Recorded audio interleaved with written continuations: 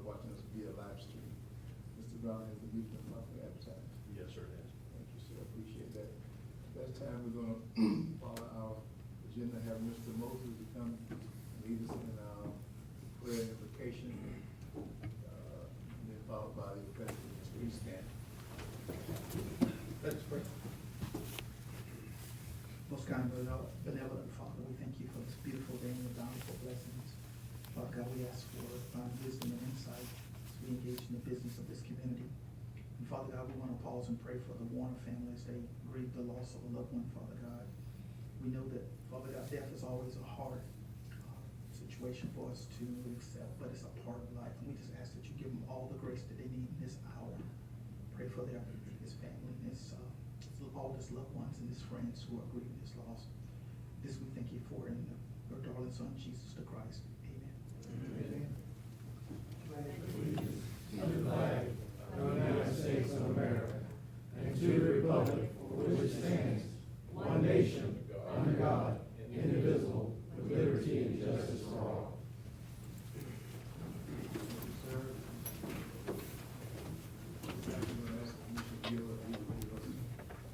Some remarks on behalf of the loss of Coach Miller.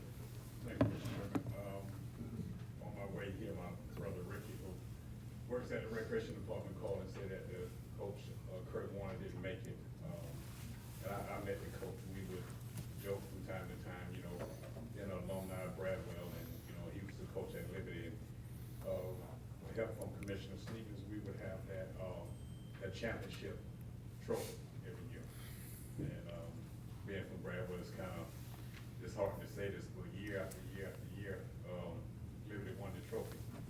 But I would always call the coach, and he knew that I supported his team, but he would know that for that one Friday night in either August or September, that I had to go with the blue and gold, and he understood that. But we forged a great friendship over the years. I remember when they had that championship run a couple of years in a row back when Rick Warren and LeCount guys played. And, you know, so we chartered buses and we followed them wherever they went. You know, I can remember the boy that's the quarterback for Jacksonville, Clemson, I think it was. He beat us, beat LeCount them up in Cartersville, but it was real cold, and we went there, and, you know, the coach knew that we were there, and we, you know, we supported him. But he was a great friend, great community leader, and, you know, it's sad, you know, for his wife and his kids and the community as a whole. I mean, you know, he came here, he's from Warner Robins, and, you know, was a great player with the University of Georgia. You know, and maybe even played a little pro football, but, you know, I mean, you never know. I mean, as big and strong and healthy as he appeared, you know, death is, you know, it's going to come to all of them. And, you know, we'll continue to lift the students up, the football team. Now they have to serve for a coach, his wife, husband and father, you know, his family up in Warner Robins and all his friends here. We'll keep them in our prayer, and we all know that when these things happen, you know, you take solace in knowing that that if you know Jesus, that you're in a better place. So, thanks, Mr. Chairman. Thank you, appreciate it. Man, for the commission. At this time, we will begin our agenda recognition and proclamations. We may go ahead and say that item B, the proclamation, we will not read that which not is here. The Queen Checks, who we normally receive, is not here, so we'll make sure that she gets that proclamation. But we will have the Liberty County Sheriff's Office state certification recognition.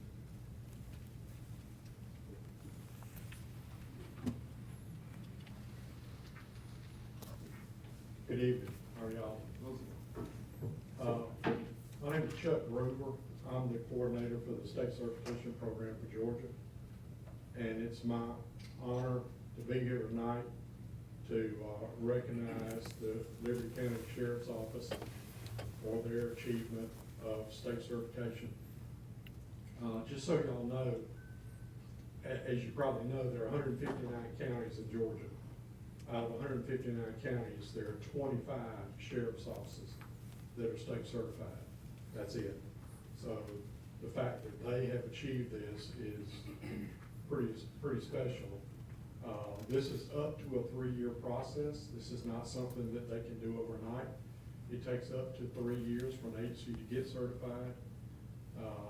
And this is something they've accomplished. This is their initial certification. And if you're unsure of what certification is about, the analogy I like to use is, would you send your family to a hospital that didn't meet certain standards for health care? And the answer should be no, I wouldn't. Would you send your kids or your grandkids to a college or university that didn't meet certain standards for higher education? Again, the answer should be no. If you take that same analogy and apply it to law enforcement, the big difference between the first two and law enforcement is this is something they choose to do. The other two have to do it. They have to be accredited. They have to meet standards. This is something the sheriff's office chooses to do because they want to be the best they can be. And that translates into not only you as the leaders of the community knowing that this department is state certified, but also the citizens of Liberty County, whether they realize what it means or not. It means that this department is meeting certain state standards that covers all aspects of law enforcement.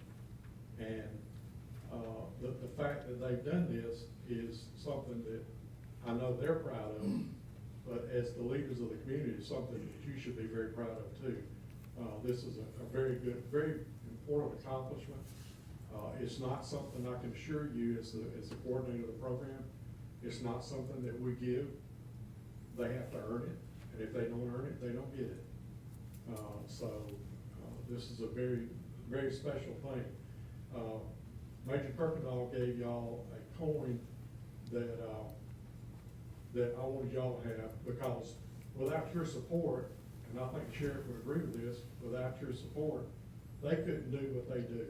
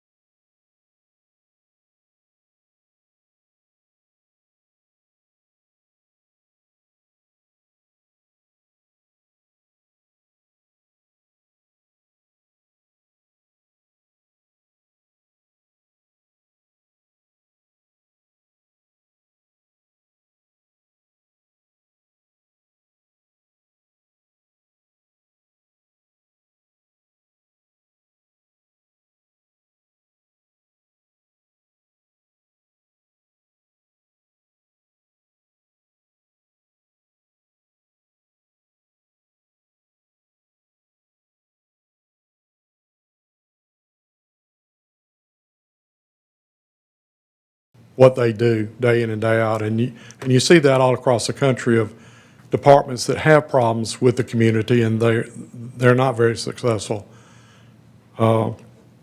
Transparency, obviously, we want to be an open book about what we do and why we do it.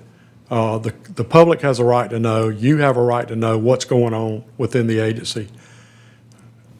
There may be times on an internal investigation where they can't release all the information initially, but they're going to release what they can because they want to be transparent about what they're doing. Ethical conduct, you don't want anybody working for the sheriff's office that doesn't subscribe to being ethical and doing the right thing for the right reasons, regardless. Even at 2 o'clock in the morning with no body camera and no cell phones, you still want them to do the right thing. So that's what that's about. And finally, liability protection. Regardless of where you get your liability insurance, because the department is now certified, the chances of somebody beating them and beating you in a lawsuit is very minimal, because as long as they've written their policy and procedures in accordance with professional standards, they've trained their employees on these standards, and now the officers are out there doing their job and following these policies and procedures, the chances of a lawsuit, now you're going to get sued. We all know that. That's going to happen. It's not a matter of when, if, it's a matter of when it's going to happen. But the chance of somebody beating you because they're state certified is very minimal now. So it should be whoever your liability protection is through, that carrier should be very pleased about that, and you might even be able to get a discount on your coverage because of that. So, without taking up any more of your time, I appreciate the opportunity to be here tonight, and I think it's a very special night for the Sheriff's Office, and all of you should be very proud of what they've accomplished. So, Sheriff, congratulations.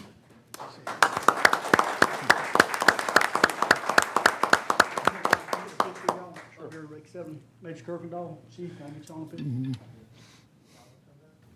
Sure.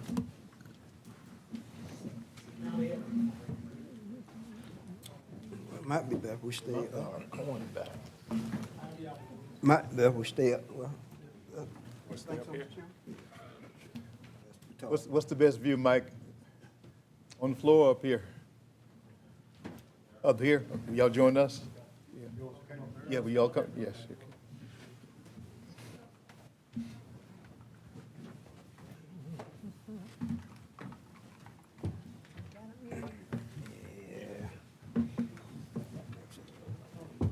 Get out of jail, 1, 2, and 3.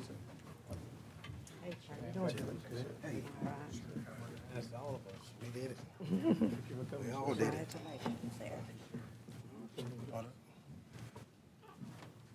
Don't stand where you can't be seen. I was thinking about it. Come on, you ain't got to talk, just stand. I don't want to be in Perfect. All people with no hair.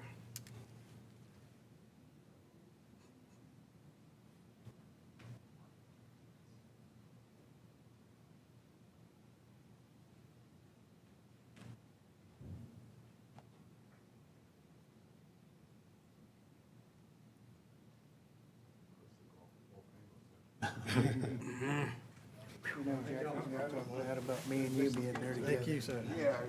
No hair? Well, you got a little. That's a good idea. I ain't got no hair. You don't have no hair. Sheriff Commissioner Walden says, should we travel with this? It might help us out. Yes, sir. I'd just like to say, 17 months ago, when we started this journey as being the sheriff for Liberty County, my goal was to make sure that we are the best agency in the state of Georgia.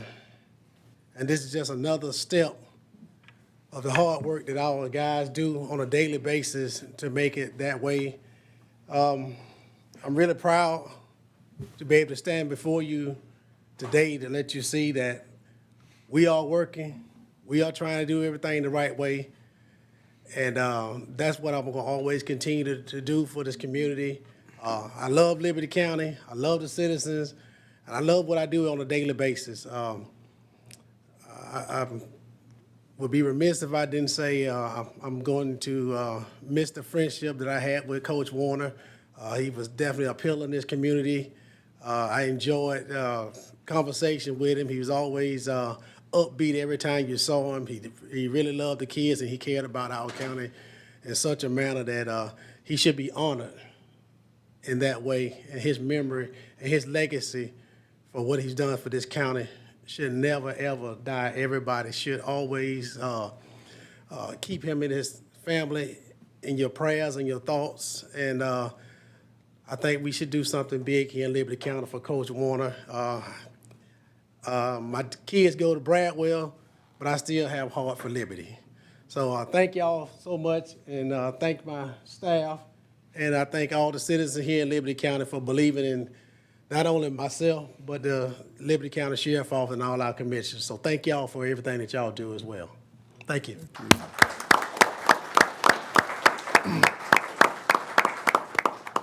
Thank you, sir. And being, all right, that's a Liberty County proud moment for us. Congratulations to you and your staff. Okay. All right.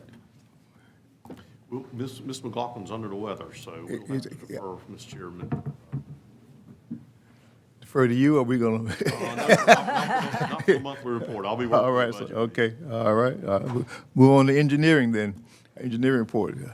Is Mr. Long under the weather too? We got one that looks better than Trent. Probably getting ready to fly back. He went on vacation. Okay, all right. He should be back Monday. Good to have you, Brandon. But Brandon Purcell with TR Long Engineering, standing in for Trent. I believe every one of y'all got a list of the projects Trent's actively been working on the past month. And I can read off a few, if there's any that y'all have any particular interest in, or need any questions answered on, I'd be happy to do that, to the best that I can. Just, do you want me to read off all of them, or just, He normally does an overview. We don't particularly, do line by line by line. Okay. So if there's anything, did he give you any particular instruction? No, he did no, not. not really. It was just Commissioners, do you all have any special question? I got one. Okay, all right. No, if he wanted to do what Trent does, Trent usually give us a cake and a check. cake and a check. Cake and a check, yeah. I might can find a cake on a check. Just got a, what was your name? Oh, Brandon Purcell. Brandon. The issue with the projects that DOT is doing in the county, Okay. can you shed some light on that? Yeah, we've got several that they're working on. Let's see, there's the 84 corridor from 95 to Charlie Butler, or is there one in particular that you're? Well, like, let's say if this is like the Shell Road, Shell Road. widening of the Shell Road, we didn't know, Shell Road. Commissioner Thrift, there's some in your Those are district. those safety, Yeah, The safety, okay. those safety projects. You call that, Mr. Brown? Isn't that what you call them? The DOT was doing some safety work? There's the Islands Highway right-of-way safety project that's been going on. There's a list of several that we Yeah. kind of found out they were doing. They were working off Elam Church Road. I don't know if that was like a Long County project and they come into Liberty a little bit. But I don't know if that's, I think that's our road. Well, so. They're doing an overlay. So Commissioner Stevens discovered folks working, and that was a new discovery. None of us actually had an idea that GDOT, what they had done is had some leftover, safety improvement money. And, I know he found out and we dug in to say, well, what is it and how did you decide? So it was a hurry-up project evidently that GDOT did. It actually came out of their Savannah office for Right. administration, which is different. And it is about 8 different roadway enhancements that are really taken off of traffic safety data Right. sheet that they gather. And so they decided which ones to try to enhance. So there were some minor arterial sections that were done. There were some Striping, yes, sir. There were some sections that were done because of traffic accidents and safety. So that's what we've been able to find out. But your news that day was good news. It was Yeah. it was also news we scrambled around with too to try to figure out, in a good way, how that ended up here. So that is how GDOT made those selections on their own. There's no participation by the county required. They're 100% GDOT funded projects, which is good. But there was overlap on some of the ones we were doing, right? There was some overlap, and then Brandon been able to go back, talk to those folks. We pulled our participation off of those projects, which Right. was good news, because now we're going to be able to do raised pavement markings on some of those that we are going to do with some of the money we were planning to have to match with. So it's, actually, it was actually 16 projects. it's more, yeah. In Liberty County? Because they were on Well Cemetery Road, and that's a county road. Are they doing county roads? Yes, ma'am, they're We're doing doing okay. county roads, based right. on traffic and safety. They moved from Elam to Well Cemetery. I think it was just a lack of communication somewhere down the line there. But I'm glad that they're doing what they're doing. Yeah. Do we have a list of all the projects? We do. I didn't bring it in. I didn't bring it with me, but I got a list at the office I can supply you with. I mean, share it with everyone? Yeah, sure. Yes, sir. Thank you. Good to know. Okay. I think you're gonna have an easy night, I Brandon. like it. Thank y'all. Thank you, sir. We'll call. LCPC, I know I saw, there she is. Miss Marty. Good afternoon, Chairman and Council Commissioners. That's all right, we know Was you at have Hinesville to earlier transition between councils and commissions. So my first item to present this evening is the final plat for the colonies at Habersham Plantation Phase 3D. You should be pretty familiar with this by now. It's Habersham Development Group and T.R. Long Engineered Project. This one is, they're doing Phase 3 in parts for final platting. And this is 11 lots on 11 acres, and this is off of Wilkins Road, which is off of Habersham Road. Next. Oh, I do that, sorry.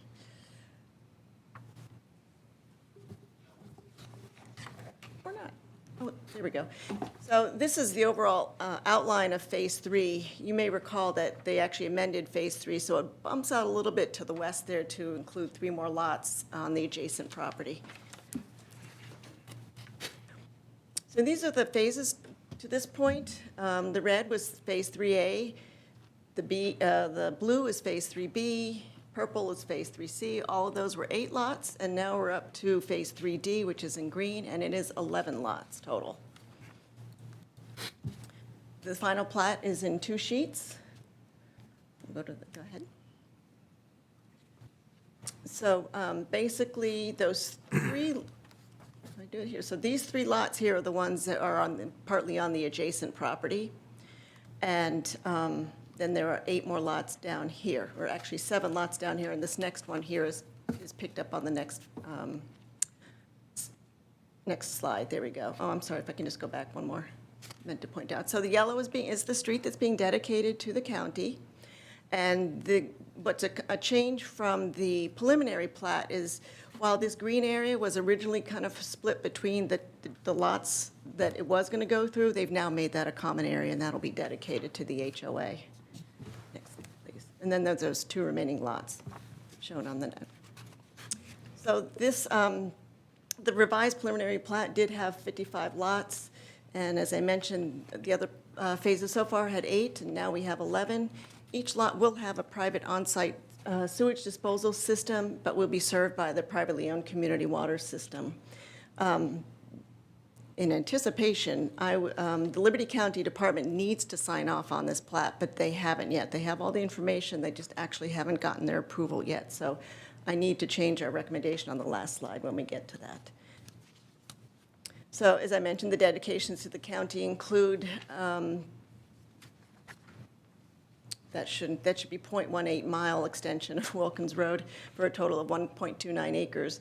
And then the drainage system within the streets is also a responsibility for the county. The HOA will have that 3/4 of an acre common area that they'll be responsible for.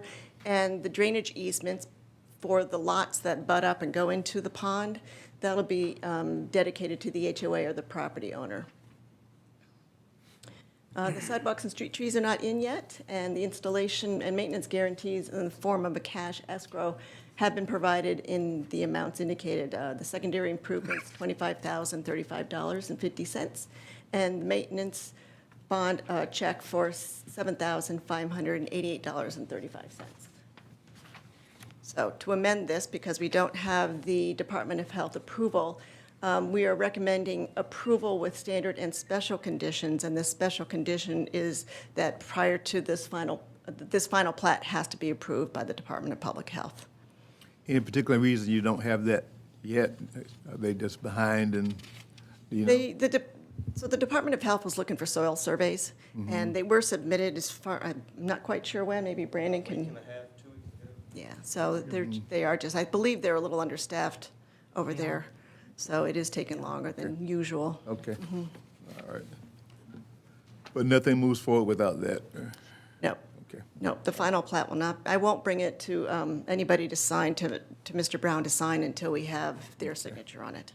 Okay. And it won't be recorded, of course, until then. And Joey or Jeff, remind me, we've been through these things so many times. If the HOA ceases to function, then places like the green space, that becomes county responsibility, or county responsibility by request and acceptance from the county? It would be the latter. Okay. Yes, sir. Okay. No responsibility. Okay. It's not automatic that it's, Not automatic. it's okay. All right. Chair, Yes, sir. excuse me. Are these going to be individual septic system out there? Yes, they are, and that's why the county Department of Health has to Mm-hmm. approve. Okay. What about the water system? The water system is a private community water system.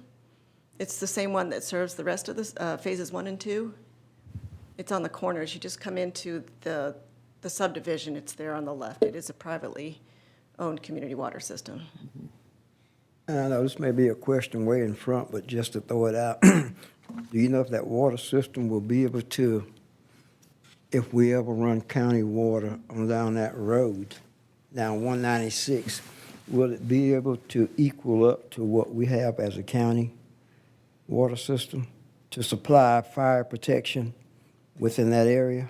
I'm going to defer to T.R. Long, or maybe the developer, Charles Way, knows about that. Oh, sorry. Hey, how are y'all tonight?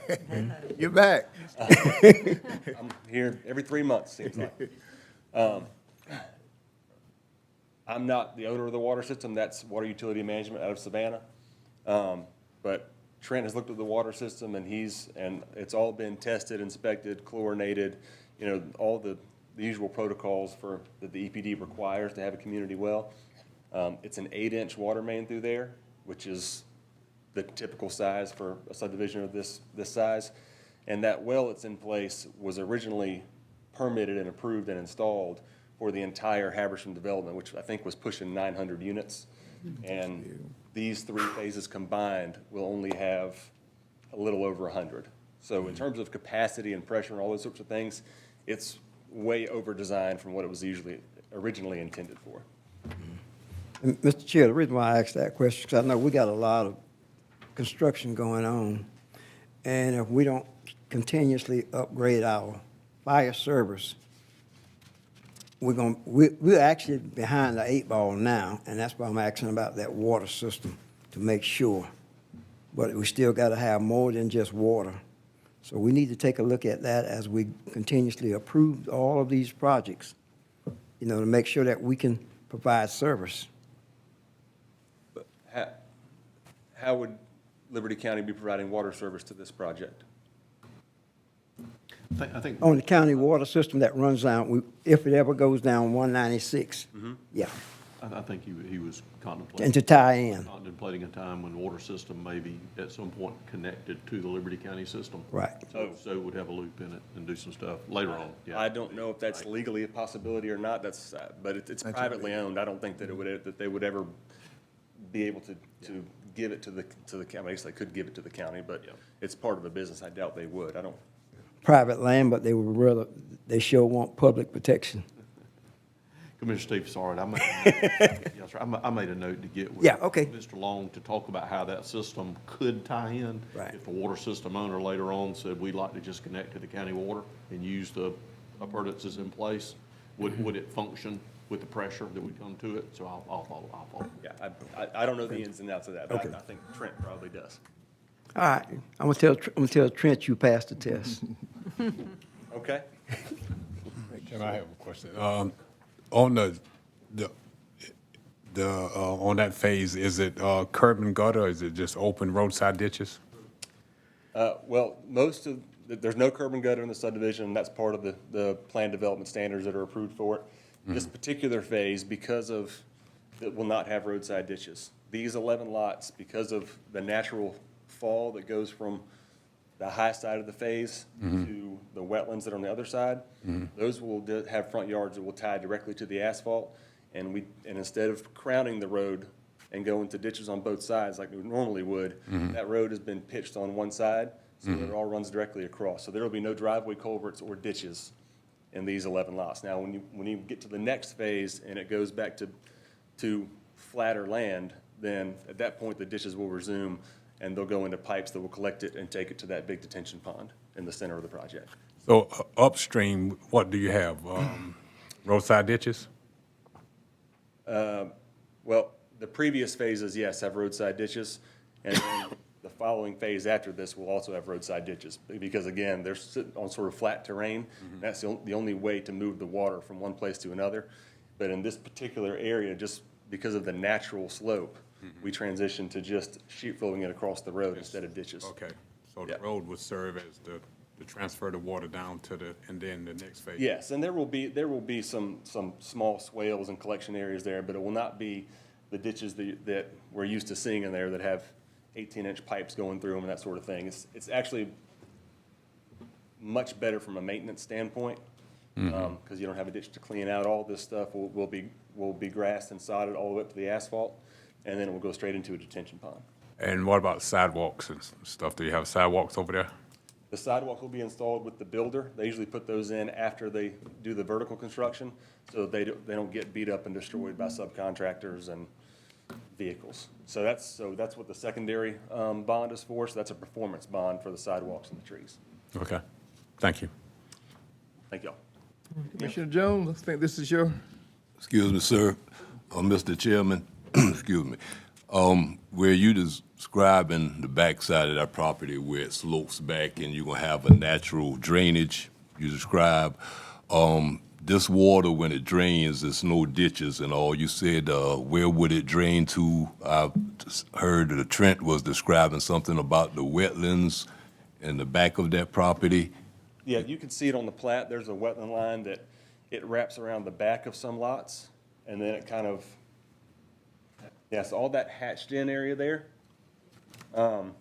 There's silt fence along that wetland, and so portions of the drainage from the yards will go directly into the wetland. But right now, it's got silt fence protecting it, and then once it's all grassed and sodded by the builder, then yes, some of it will flow directly into the wetland, but nothing from the road will go directly into the wetlands. That will go into either that small detention pond right here, or it will go into a pipe that'll take it to this large pond.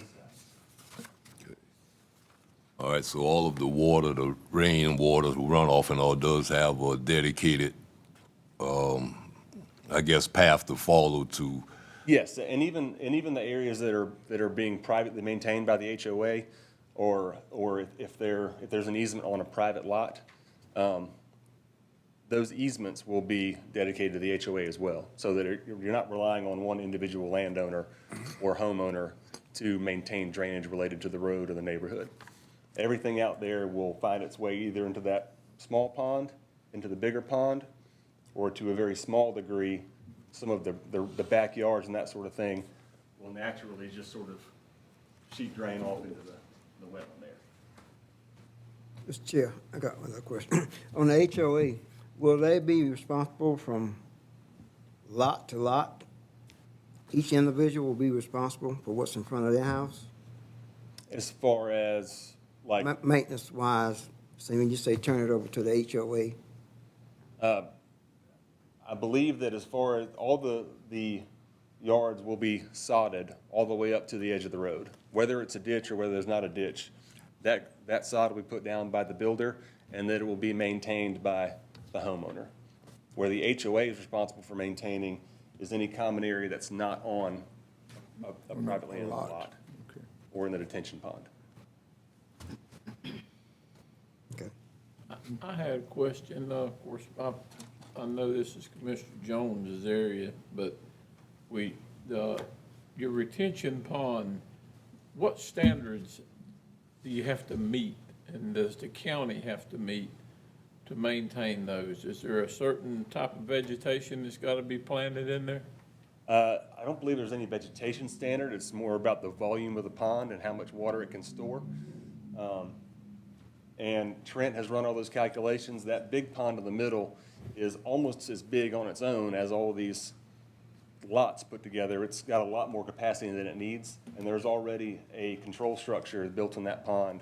It's got a concrete structure with two big pipes, and it goes into that small pond, and there's another control structure that bleeds it out slowly into the wetlands. But as far as it being a wetland, and that's not going to be a wetland bank, but it'll be a retention area, you don't have to meet, I'm saying the state don't require anything like that as far as cattails, cypress trees or anything like that here? Nothing? How big has that got to be to? No, sir, the state doesn't require any of that as far as the ponds. The only thing, like Ms. Charles was saying, that it has to meet a certain capacity. So if sediment starts filling up the pond, it would need to be maintained for that degree, but that would be the only issue that you would have to, as far as the pond, cattails, trees. Okay. I just noticed around Hinesville when they have a ditch and they're using it as a retention, and one of them I was thinking about in front of the YMCA. You've got to have so much green stuff planted in there, but in these areas here, you're saying you don't. Now, depends if you're talking about a bio-retention area or just a plain retention area. Now, there is a difference between the two. This is just a plain detention pond. Plain as in? Just ordinary pond like you would see anywhere else. It has a control structure to manage the release of stormwater, meet your post and stormwater runoff rate. But as far as the bioretention, that's when you have to have the certain vegetation, and that's treating water quality as opposed to water quantity, more or less, if you want to look at it from that perspective. And it does have to have a certain type of vegetation. I mean, I was trying to piggyback on what Mr. Jones had said. I mean, we know that if it's got a hole in one end, it's gonna run out. Right. So I'm just wanting to make sure that, you know, it does have some type of filtering process. And Yes. it'll go through these wetland areas here. All of those hash marks obviously has some vegetation in it now, right? Yeah, the existing wetland does, and that won't be disturbed. Okay. Yeah, and the larger pond, it does have vegetation along what I would call the toe of the slope where the land meets the water. And it's a deep pond. So the ponds you see with vegetation planted in them are usually intended to be dry. And part of that, those trees are to soak up the water so that it does stay dry. This one is designed to be wet, so you're not going to find any vegetation except on the perimeter edges. And there is natural vegetation that we're allowing to grow in there, both to, mostly to prevent erosion. And then the small pond in that green area there, it's been in place so long, it's got trees, shrubs, it's fully vegetated all the way around it. And then it's got a rock structure that keeps the water from spilling out full force into the wetland. It's allowed to build up and then trickle into the wetland as opposed to rushing out like through the end of a pipe. So it's a pretty deep pond then? Mm-hmm. And it'll have a fence around it? Most of them don't. Most of them don't. Most of them don't. Most of them don't? Most of them don't. I said most of them do not. Some of the homes, like I have one, HOA in mine, and with a pond in back of it, the homeowner may put one. Most of the houses well, I will say this, none of the previously built ponds have fences around them, but No. most of the homeowners. Yeah, they'll put their own have up. and put their own privacy Yeah. fence in it. And a lot of the ponds that are on the perimeter of the road, not the big one in the middle, they've been there so long, they've got pine trees and stuff. I mean, Probably couldn't tell. it's pretty well blocked off. Retention But pond.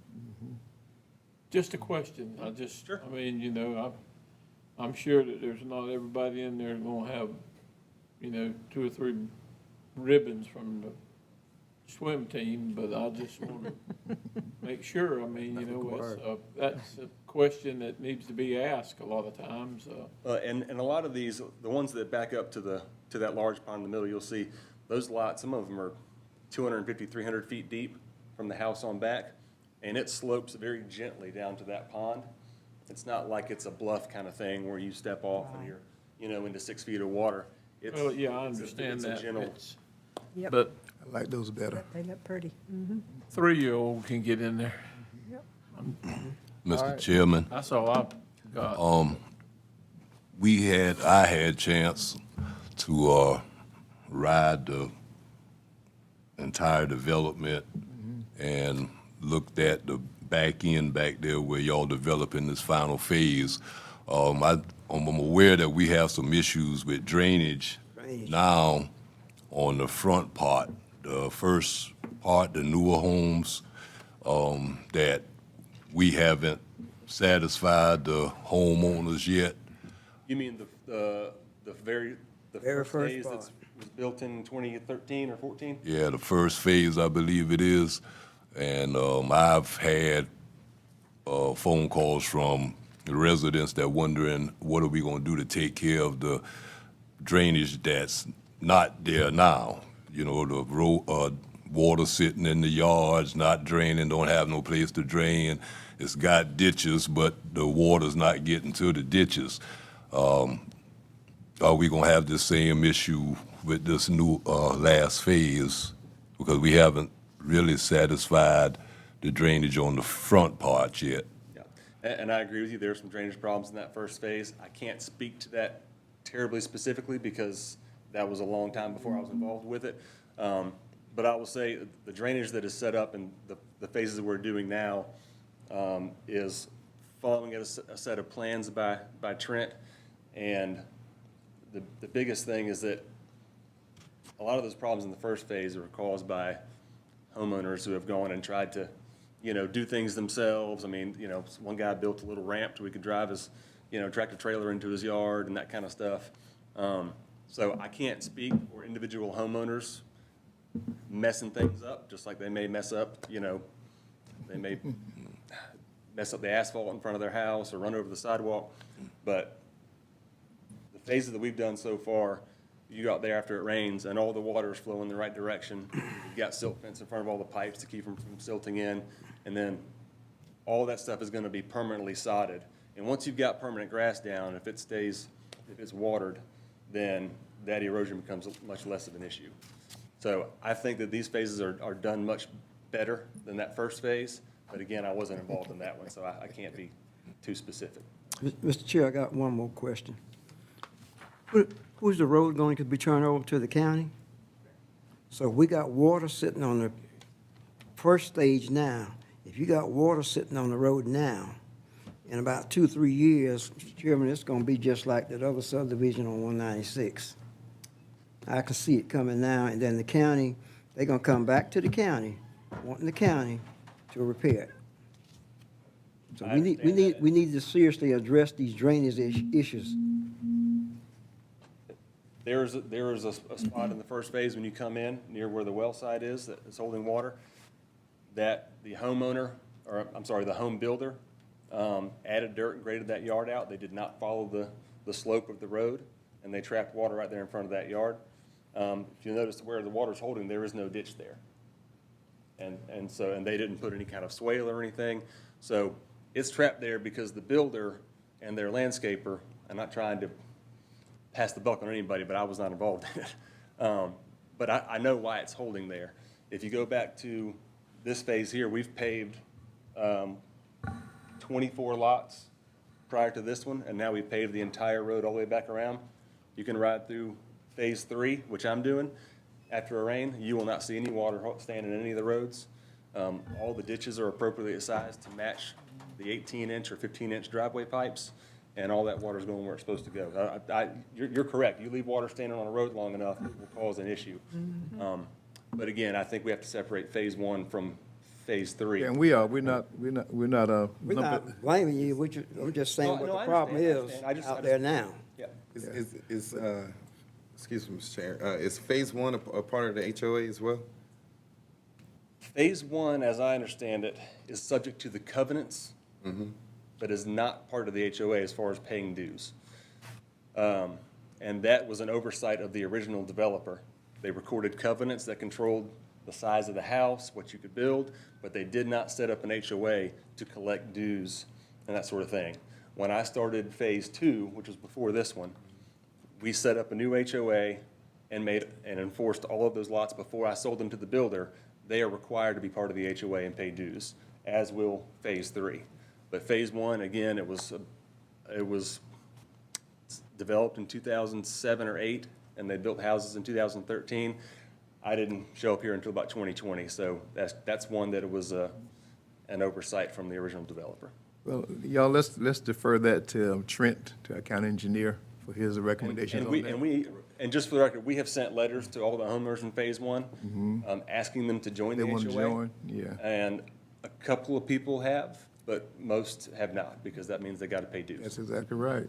So until they need something fixed, that the that is not the county's responsibility, they will probably not join. We know the drill, my friends. Mr. Chairman, I know that we're dealing with this, but that is something to think about. If that phase one was put in wrong and it's holding water, it's ours now, right? I mean, does it belong to the county? The roads were dedicated to the roads and streets were dedicated over. So it's ours. So if it is doing that, and if it's just gonna sit there and, cause a deterioration or something, that's something that Clinton That's why I and said we Trenton. need to get Trent to give us a It's recommendation. ours on that. now. Yeah. Yeah, so I there's think no what sense needs to in. happen, I think that, excuse me, I'm sorry. I think the difference between Commissioner Stephen, what's going on over there and what's going on in the trails is the trails was never ours.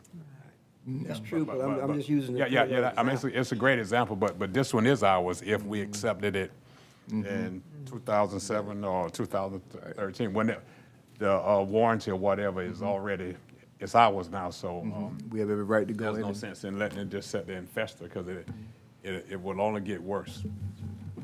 and I would recommend, I think, a good way for y'all to achieve that is from an enforcement standpoint. That's So what I when they was come out and do a final CO inspection for the houses, if they include the grading and drainage as part of that CO inspection, and not just the vertical components of that house, if the building inspector, for example, had seen that house and come out and seen water standing there, they could have said, that water standing there, you need to take some dirt out or do something different. At this point, it's been that way for 6 or 7 months. But I do think, especially when you've got roadside drainage like this, if they make that part of their CO inspection, then they can enforce that the landscapers and the builders grade it like it's intended to be Yeah, graded. we got a system for doing that. Yeah. We just need to do it. All of them, that's right. That's why I said we need to. Mr. Chairman, one more question on, I guess we want to move on, but, so I understand that we're speaking back on phase one. Any of the homeowners from the phase one, if they have any grievances or issues with drainage, stormwater, et cetera, it's not the HOA's responsibility, it's ours. That's why I said we need to get Trent involved in it. Right, and I guess, Mr. Chair, that's why I was asking the question, because I know you gave an example of one of the reasons why the drainage is an issue is because one of the homeowners built a ramp. There's been several instances of homeowners having a landscaper or someone come in and add dirt to the ditches or. Right, that's why I asked the question about them with the HOA, but even if they're not a part of the HOA, they still have to follow the covenant, correct? Which. The covenants are revolving around things like fences and. So it doesn't have anything to do with the drainage and what they can and cannot do? No, that's typically more of an HOA document type thing. And again, what they recorded was about 2 pages of covenants. Okay. It was very limited. And so now, again, for phase 2 and phase 3, they all have a full HOA agreement and they have to be part of that. But phase 1 just didn't happen that way. Right, so is that, since phase 1 isn't in it, will that, I guess, inadvertently have some type of issue with phase 2 and 3 with the drainage? You don't think so? No, well, so phase 1 and phase 2 do share one pond. Okay. But even though they aren't in the HOA, there's still a drainage easement around that pond. And that easement was given to the HOA. So as far as any common drainage, the HOA can take care of that. Now, if it's. It might be individual. If it's out by their driveway in front of their house. Right. Okay. That's gonna be either the homeowner or the county at this point, at least in phase 1. All right. Duly noted. All right. You taking some good notes over there? Okay, yeah, because I see code enforcement being involved. You can't have people just doing things that's going to inadvertently affect the drainage. Yeah, absolutely. That's our part. Let's see, where were we? Put that back up, just, Yeah. that's fine. Yeah. Motion, LCPC's recommendation is approval with the condition that it received Department of Health approval. All right, sir. Commissioner Jones? Mr. Chairman, is it customary for us to make motions for approval or denial without the health department's? Just add that to your motion, and it becomes a part of the recommendation. So it would be a special condition? Is that considered special? Special condition, correct. All right. We'll fix the language. If you just give us the basic motion, we'll. Mr. Chairman, I'd like to make a motion that we grant approval for the final plat for the colonies at Habersham Plantation Phase 3D as recommended by the LCPC staff. With special conditions. With special conditions added. Okay. All right. All right. The second of that motion? Second. All kinds of seconds. You did a good job. You did a good job. All right. I think we've had a good discussion. All in favor, let them by show of hands, please. All right.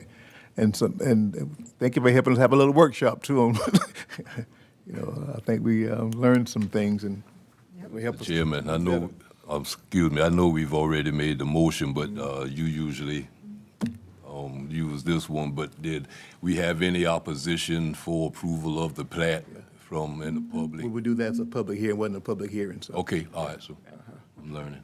Gotcha. Thank you. Not a bad question. Gotcha. All right. Let's see. Thank you. Service delivery strategy, are you doing that too? Yeah. Okay.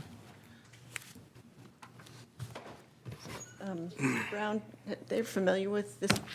They're familiar with where they're doing extended work. Okay. Yeah. So in order to get this final approval, this was before the Liberty Regional Water Resources Council, which is, for those of you who aren't familiar with it, it is a council that's made up of Chairman Lovett and all the mayors in the remaining municipalities. They met in May about this, I think it's a PDF. Oh, okay. Oh, you got? Okay. We have our paper. You got paper copies of the maps, and you're familiar with it. So, the Liberty Regional Water Resources Council met in May, and they did recommend approval of it. Now, before we take it to the Department of Community Affairs, we need each municipality and the Board of Commissioners to approve the change. And so, there is a resolution in your packet and a copy of Form 4, which, if you approve the resolution, that Chairman Lovett would sign that, and Form 4 certification that goes to the DCA. If I don't want to oversimplify, but basically it's the Lewis Frazier piece and It is, yes, sir, shown on the map. It's the Lewis Frazier extension piece with a little bit more service delivery potential area added that just ties into that piece. Also, everything on this side of the railroad tracks, it borders up to the Flemington city limit. okay. Yeah. I call it Liberty County High. Okay. Yes, and there was one other small change. For some reason, our service delivery map didn't show Hinesville serving the county high school. So now we've made that change to reflect how it's actually. Mr. Chair, Remember that? Yes, sir. got a question on this. We've talked about going on down Lewis Frazier Road. Has there been any talk about trying to meet up with the city of Riceboro and their water system? Not direct conversations as far as making the connection yet, but we will be where we can make the connection once we do our extension. And it'll just need to be an intergovernmental agreement that two bodies consider if they want to join those systems. And what about Midway still? There haven't been any conversation with Midway because we're really not doing anything on that side over there right now. Right. I know that once, when we first went at it, we tried it, but it didn't. But we got the opportunity to meet Riceboro and meet Hinesville, wherever they quit at. Yes, sir. To add that service, a continuation. So if anybody has a problem, everybody can possibly still receive water. Yes, sir, I agree. All right, I think you're feeling familiar with that. The chair entertained a motion to approve the Liberty County Service Delivery Area Expansion. Let me use that word. Go move, Mr. Chairman. I wanted to ask a question, which is, I guess Trent's office would know it, but we're not to the overpass yet. Aren't we still at Leroy Cofer Highway? I thought it I turned there. believe that's correct, because I know we were trying to get that property, where the old oil company was there, and we were gonna serve that, but I don't think our service line went in there. I don't think I our think it's service out there in line 85. comes- I don't think so either. So we need to, that needs to change, because it's showing from the overpass back toward Hinesville, right? Is that what the That's what the amendment will narrative do. is? Mhm. But I think it actually stops somewhere about church, the corner of the church. I'm not positive about it. Not either. I remember there was a lot of talk about boring under the railroad, and from me reading this, it says from McIntosh Mountain, which, Well, so here's, in that. is that on the other side of the No, mountain sir, or on this side of the mountain? No, I think we're on the same sheet of music. What we're actually doing here is really, it's really, what we're doing here is amending the area that you can serve in the county, not necessarily what you do serve. And so that's the reason we're having to do the expansion, so it doesn't hurt for it to go ahead and show. I mean, this is what the plan shows already, this NDCA. It shows that that is our territory. If we want to carry it to the railroad tracks and it's not there, Right. we're okay. What it didn't show was going beyond that. So this is just our zone, whether we have current service in it or not. And I am not sure whether it goes all the way to railroad. So there's no problem as far as the adoption, what you're going to do tonight. Right. It's just we got to build that in to extend further. I mean, this is just something from LCPC. This is not a binding document right here. I know we want to agree on it, but I just want to make sure that we're, Yeah, so what happens is, Department of Community Affairs is going to issue, much like fire response zones, and they don't do that, but just like you'd have a fire response area, this is a water response area. And so the difference is you have to submit a water service delivery zone to DCA as part of your comprehensive land plan if you have a water service. And so that's what we've done. This is our water service zone, whether we currently are there or plan to go there. And so it is correct. It is, you say binding, it can always be modified through the same process. But what it did not include was the territory we want to go serve now. And so we're having to submit that map change of potential service area. I'm Okay. sorry to complicate that. Yeah. but it's just basically, we're doing this in order to serve this potential growth. That's yes, sir. Okay. Yes, sir. Staking our claim. Sir? Staking our claim, that's all. Yeah. All right, you good? I'm it. Another motion died, it's been a little while, so you want to, Make a motion that we accept it. there's a second to that? I'll second it. Motion and a second, we approve the expansion of the Liberty County Water Service Delivery Area. Any further discussion? All in favor by show of hands, please. Those opposed? All right. Thank you, Mr. Davis.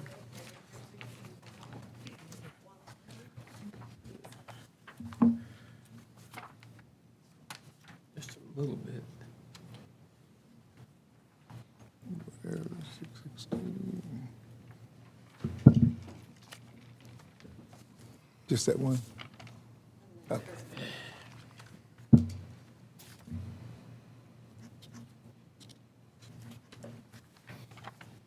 With the last one to, looks like we completed. It's made its rounds, okay. Thank you. We'll call that the John McIver Spur. All right.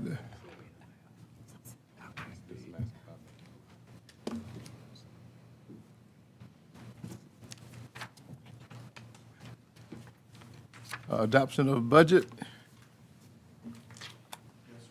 Apologize.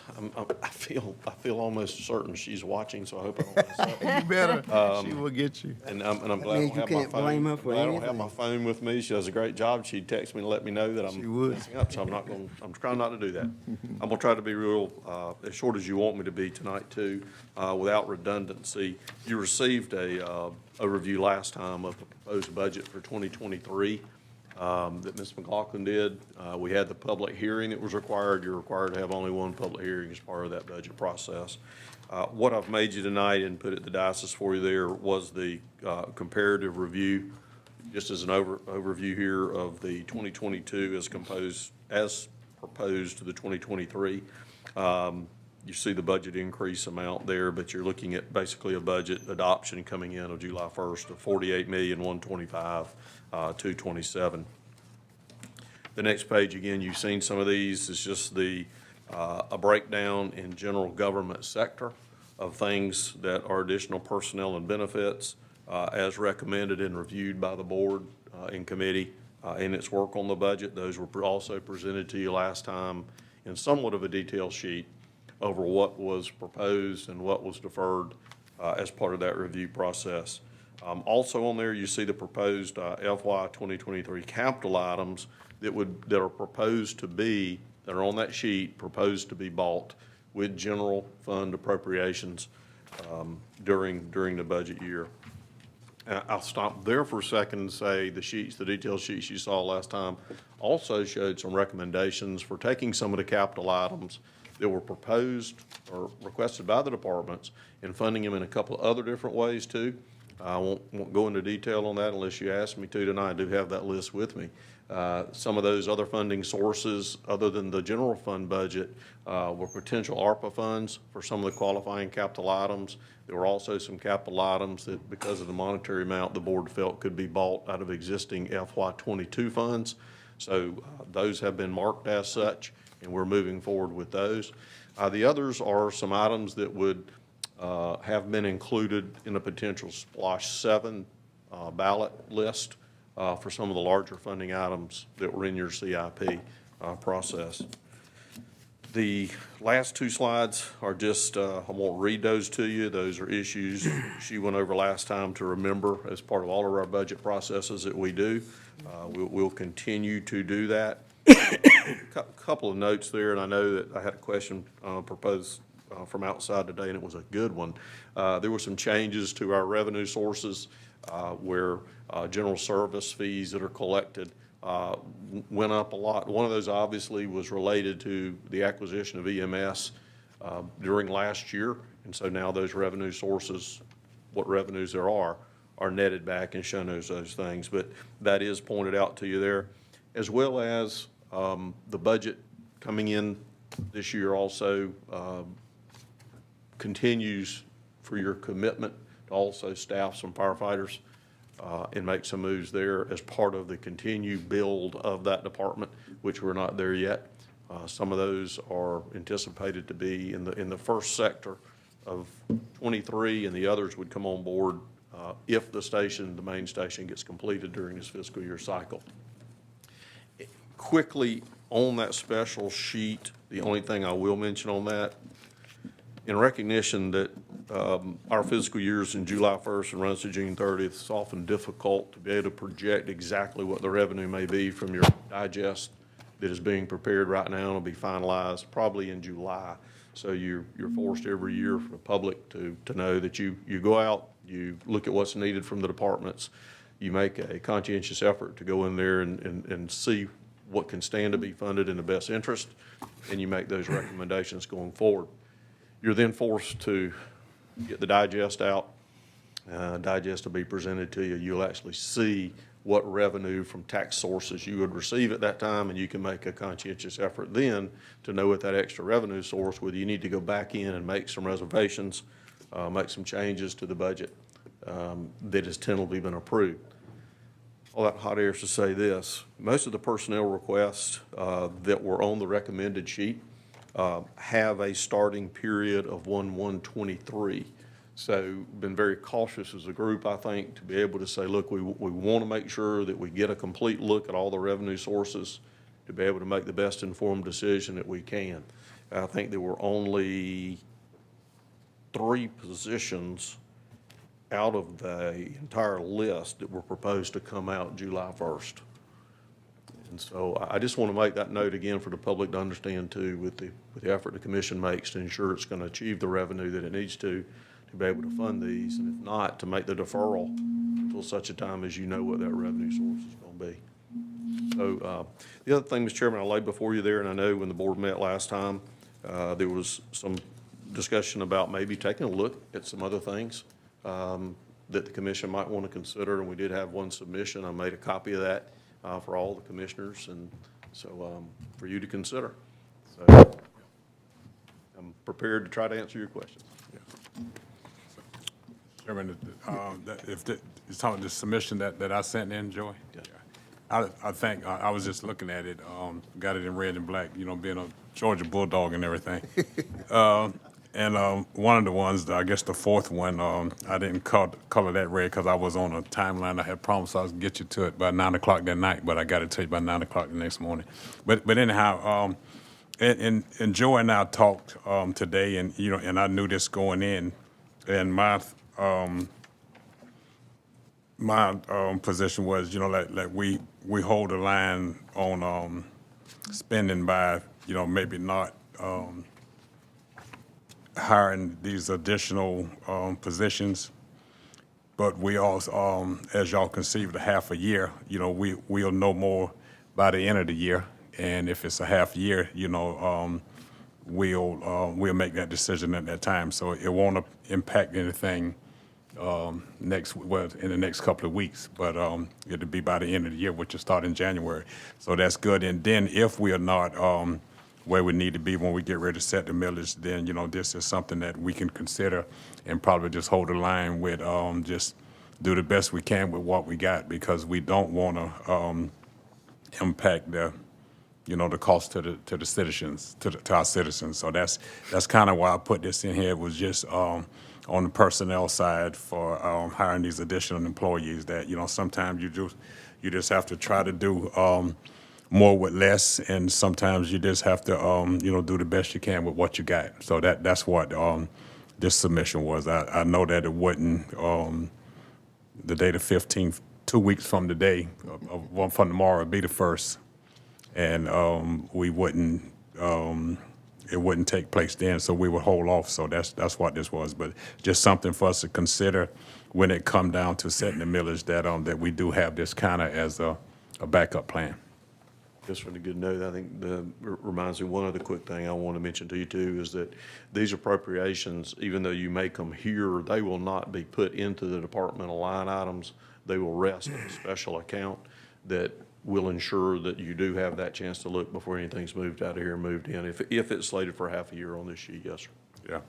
Now, and like you said, I think it's maybe 2 or 3 on here that would start in July, but the majority of them, it says in half a year. So, and there's some of them that's like one of them is like 9 positions for half a year, and you know 8 positions for half a year. But you know we'll make that decision sometime between 9 to the next half of the year. Mr. Chair. Yes, sir. Mr. Brown and Mr. Chairman, let's say we go out somehow and find some more money out there. That could actually change this budget, right? We could come back and do more hiring. Sure. Absolutely. I think you all know where I'm going. I see that look on your face, Mr. Chairman. We need to, Find some more money. yeah. I believe that there's some money out there that's not being accounted for. Well, then that's when we need to reduce the millage. That's We correct. don't need to spend it. Well, need well, to- first of all, it needs to be accounted for. Well, I agree. And if we can't, because we contribute funds to these agencies, and if we can't get accountability, then we need to do the next thing, have them audit. Thank you. Mr. Chairman, Mr. Brown, I did have a question. The proposed budget amount, does that includes this recommended personnel request? Is that correct? This sheet right there? It does And include the the top capital. sheet, yes, ma'am. And the capital? And the capital that corresponds with the general fund only, Okay. at the all right. top. All right, Yes, that's ma'am. what I wanted to make sure of, because that looks like that's what we approved, and we had been looking at for less, Some time. for a couple, yeah. So I just want to make sure as to what we were going to, what was before us. Now, the other item is the request or that Commissioner Gilliard had sent in, that didn't change. That has not been, It has not changed. anything Okay, because of okay. these sheets. It's our- information? And use. Okay, yes, sir. Okay, well, that would be all the questions that I've had, because we've looked at it, reviewed, and discussed. We did scale it back to half a year versus a whole year. So I think that I'm satisfied with that. And leaving all these items on there that we recommended, personnel and capital. We will be coming back to you concerning some of those other funding sources, such as ARPA, for some of these things. We would like to see if, in the July timeframe, you could consider the addition of those 2 or 3 things into the ARPA budget, which you have the money to do. And they do qualify for it. So we'll come back in July on that for you. Okay, Mr. Chairman? All right. Mr. Chairman, I've mentioned to Joey today, and I'm sure all the other commissioners have seen where the Fed increased on the taxes, interest rate. and what that's gonna do. Just had an opportunity to have some dialogue with 2 builders, and we know what housing does for our community. But we also know what happens when they buy from Lowe's or buy from Harris Ace Hardware and use plumbing products from here. And, you know, at 6% is where the interest is gonna be, starting tomorrow morning. If it's not right now, you're talking about adding another $100 and something thousand to a 30-year loan. So you're gonna have people that may slow our building down, which out of the 300 homes that someone would build in Liberty County, a lot of that material is bought local, and that's sales tax, and that cuts our sales tax back. So I think that what we've talked about, Commissioner Stevens has brought it up, there may be some extra money. I say find it, but let's try to look out for those folks that's not gonna be able to pay this, that are filling out these sheets for ARPA grants and things like that. Let's try to help, and then if we can start back growing, let's do. The sheriff and I had a pretty good conversation here. He's telling me he needs these things, and I said, you've been here just a short period of time. Let's sit back and let's see what winds up happening. I said, we can't just run out there and spend the money. We need to look at it and collectively decide what's the best. And we'll do that with the fire department too. I mean, Brian's faced with that. I mean, all you got to do is tear one truck up, and that's going, I mean, whatever it might be. So it's going to be a hard thing.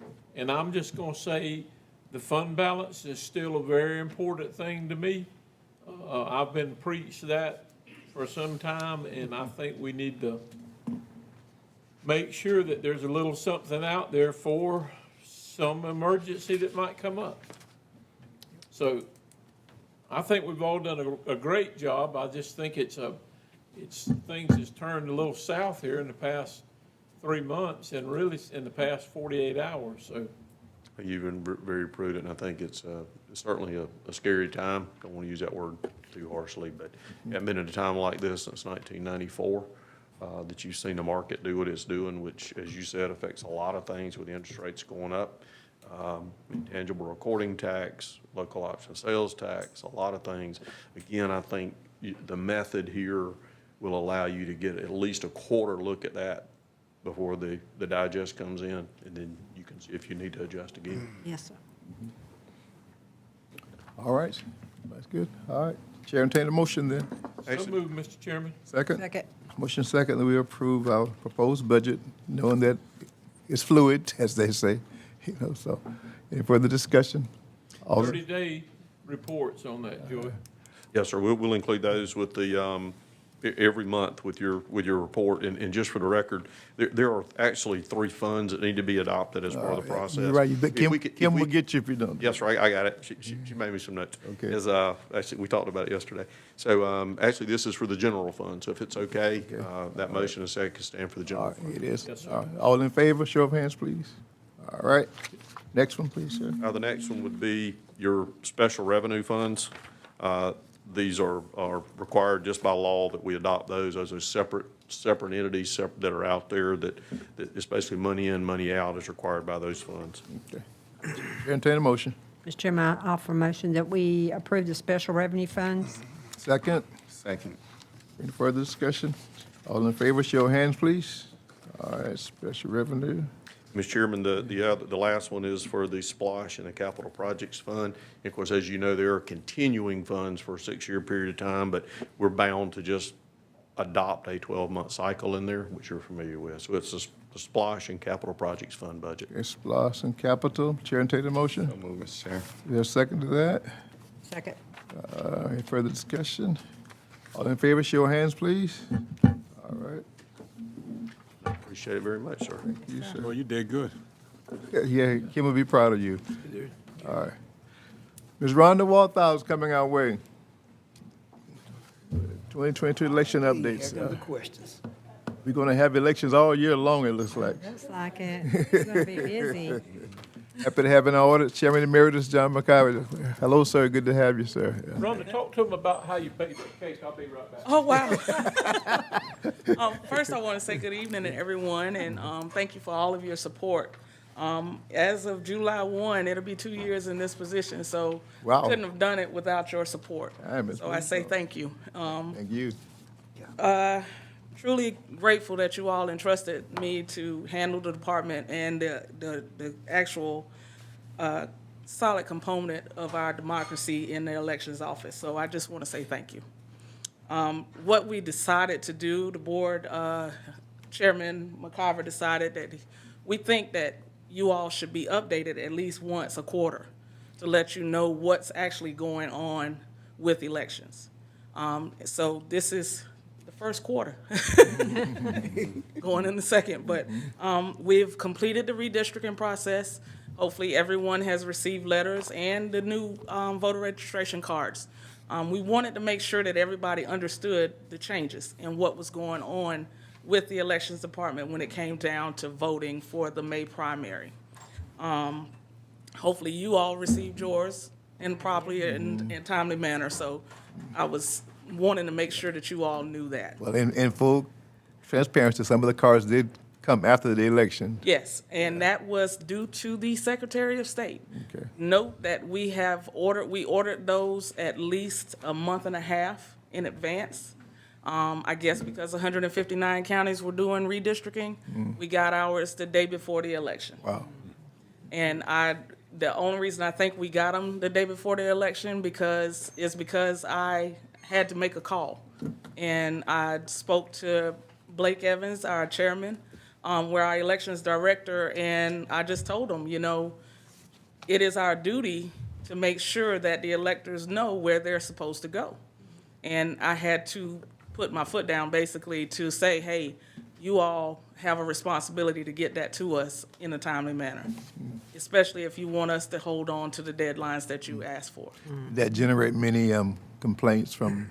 No, not really, not really. The good thing is, I think when we went ahead and was being proactive, sending the letters out to say, hey, your precinct may have changed, we had lots of calls. Well, good. Lots of calls, and they were grateful that we sent the information out and they knew where they could go to look on the MVP page to say, oh, my precinct did change, or come to early voting. So they were satisfied. Oh, good. Right now, we're currently in early voting. Tomorrow is the last day from 9 to 5. We have 2 locations still, the Liberty Complex and here at the main office. We still are going forward with making sure that early voting is a smooth transition when you come in to vote. We have a new system called Easy Vote. I think everybody has used it that has come to early voting and has been pleased. They don't have to fill out the forms anymore. The only thing they do is show their driver's license. We pull up their information, and all they have to do is sign their name and choose their party. A whole lot faster. It makes that the time that they go in, it's probably averaging, in May, it averaged about 5 minutes. The only thing they waited for was the actual BMD machine to actually go into to do your actual cast your ballot. Okay? Okay. The We also are getting geared up for November. And, elections are it's never ceasing, just like you just said. We are having to do qualifying with the Board of Education for District 1, and we have to do qualifying for District 4 for the Board of Education, and we're in the process now doing the intergovernmental agreement to make sure that we are running their election. So it will be a special election in November, and it should not hinder the person, whoever gets elected, to go in right in January. So August will probably be the time that we do qualifying. We're just waiting on the dates from the lawyer, the county attorney. Okay, okay. And just get ready, because November is going to be interesting. How did your new precincts do, the ones that you stood up for the first time? How'd they all do? It went rather well.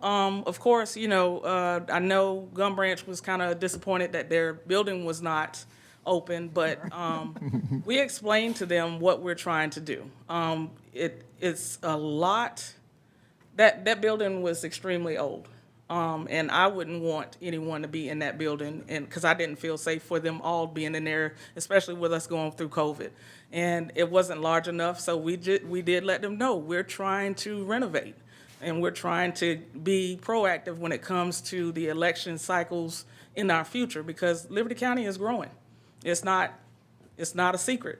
It's growing. That area is growing. The majority of the people that would go to that precinct is all from Griffin Park and Gum Branch, so it's getting big. We have to be smart about it. So but they were okay.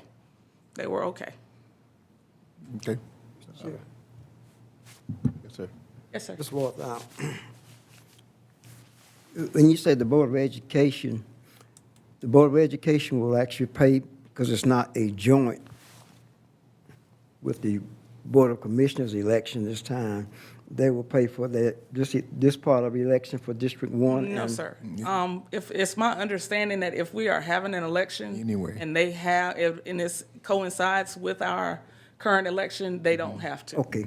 Pay. It's on the November election day. Okay. It's on the November election. We'll be going to the polls anyway. Now, I just want to say this, Mr. Chair, to the Board of Election, you and the board members who are present, you all are doing an awesome job down there. Well, thank you. Like you say, keep your foot to the floor. Yes, sir.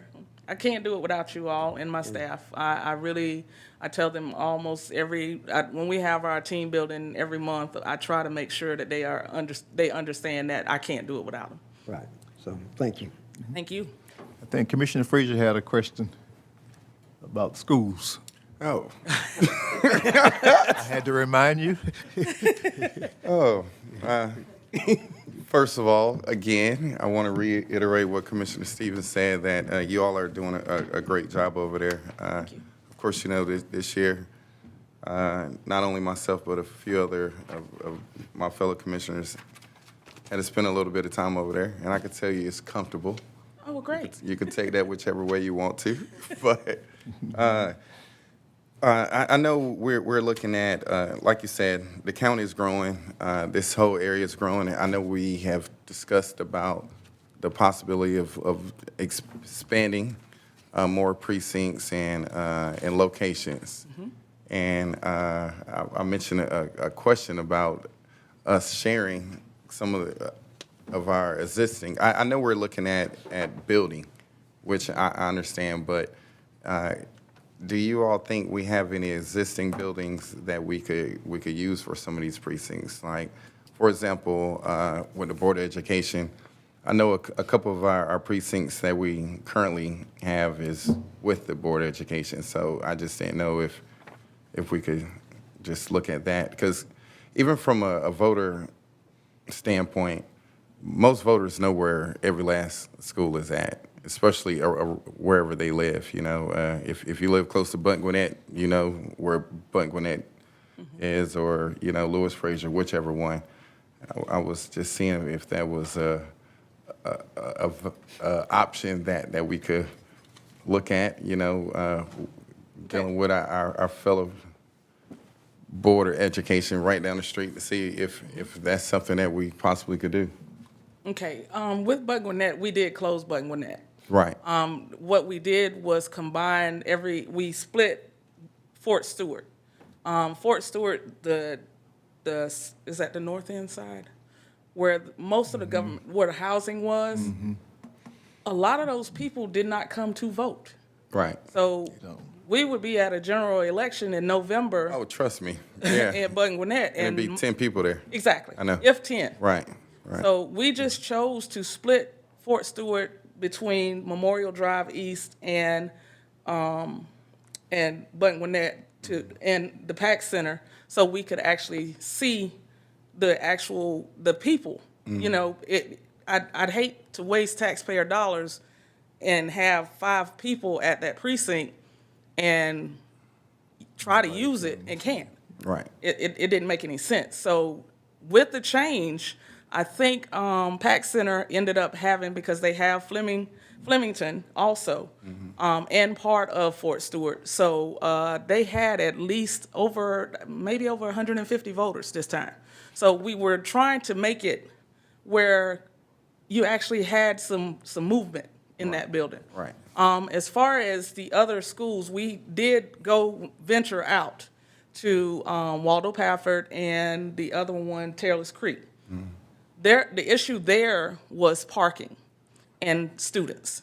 We didn't want to take a chance of something happening to a child on election day because of buses and them trying to get the children to the buses. So that was, now if they build a parking space in that area, I wouldn't have any problem using the actual schools. Okay. That was just something that, you know, I just wanted to, options to look at, because I know we still do use a few schools. I know we Yes. use, Lewis Frazier and also. And those are our top 2.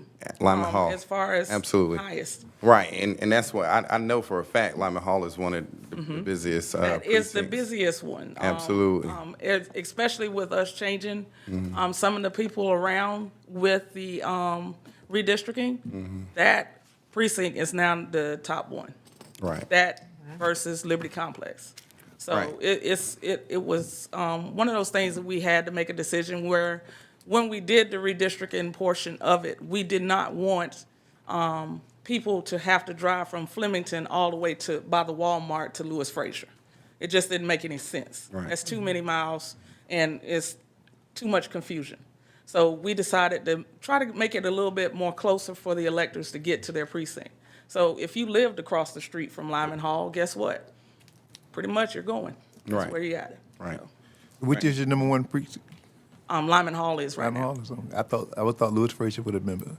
Well, because we did some changes. Okay. You have to remember Flemington Lyman used Hall to is be smoking. Lewis Frazier. Yeah. So now all of those residents that's in the municipality of Flemington will be going to the PAC Center. Gotcha. So that took at least 600 people away. Okay. Mr. Chairman, I had a comment from Ms. Walter, and thank you. Y'all are doing a great job over there. But I think where we had the precinct at this past election, the folks there that I was hearing from is the traffic and congestion being right there at peak hours of the day. Okay. Trying to get in and out of there. Okay. I don't know if there's anything y'all can do to alleviate that or not, but that was some concern that they had. That would be one of the things I look at. Definitely. You know, it's just a short distance when you turn onto Elam Church Road, and then you got to turn Right, back into the right. drive. And there's a lot of traffic coming in and out of there, mostly from And Long keep in County. mind, we were trying to make that temporary. Yeah, I understand. Yeah. And we're going to get it. We're going to get it right. I have confidence, and thank you. The new facilities that'll be on Airport Road, the rec center, where Mr. Cribbs made his contribution. Park? Will that have any type of a building in it? Just a regular pavilion like any just other. a pavilion. Just a pavilion. No, just a Will pavilion. this be an open space? Yes. Pavilion. I was wondering because I went by St. Luke, and the first thing you think about, of course, it would never happen on Georgia Power, but EMC, you don't ever know if the lights went out. Are you for real? Fortunately, we have battery-operated machines. So, I We mean, have this day backup. and time, this day and time, you don't, have to have that much of it, but, it was pretty congested in there as far as the getting in and out across the highway. Okay. I mean, you got 4 or 5 people trying to pull in from the Hinesville area.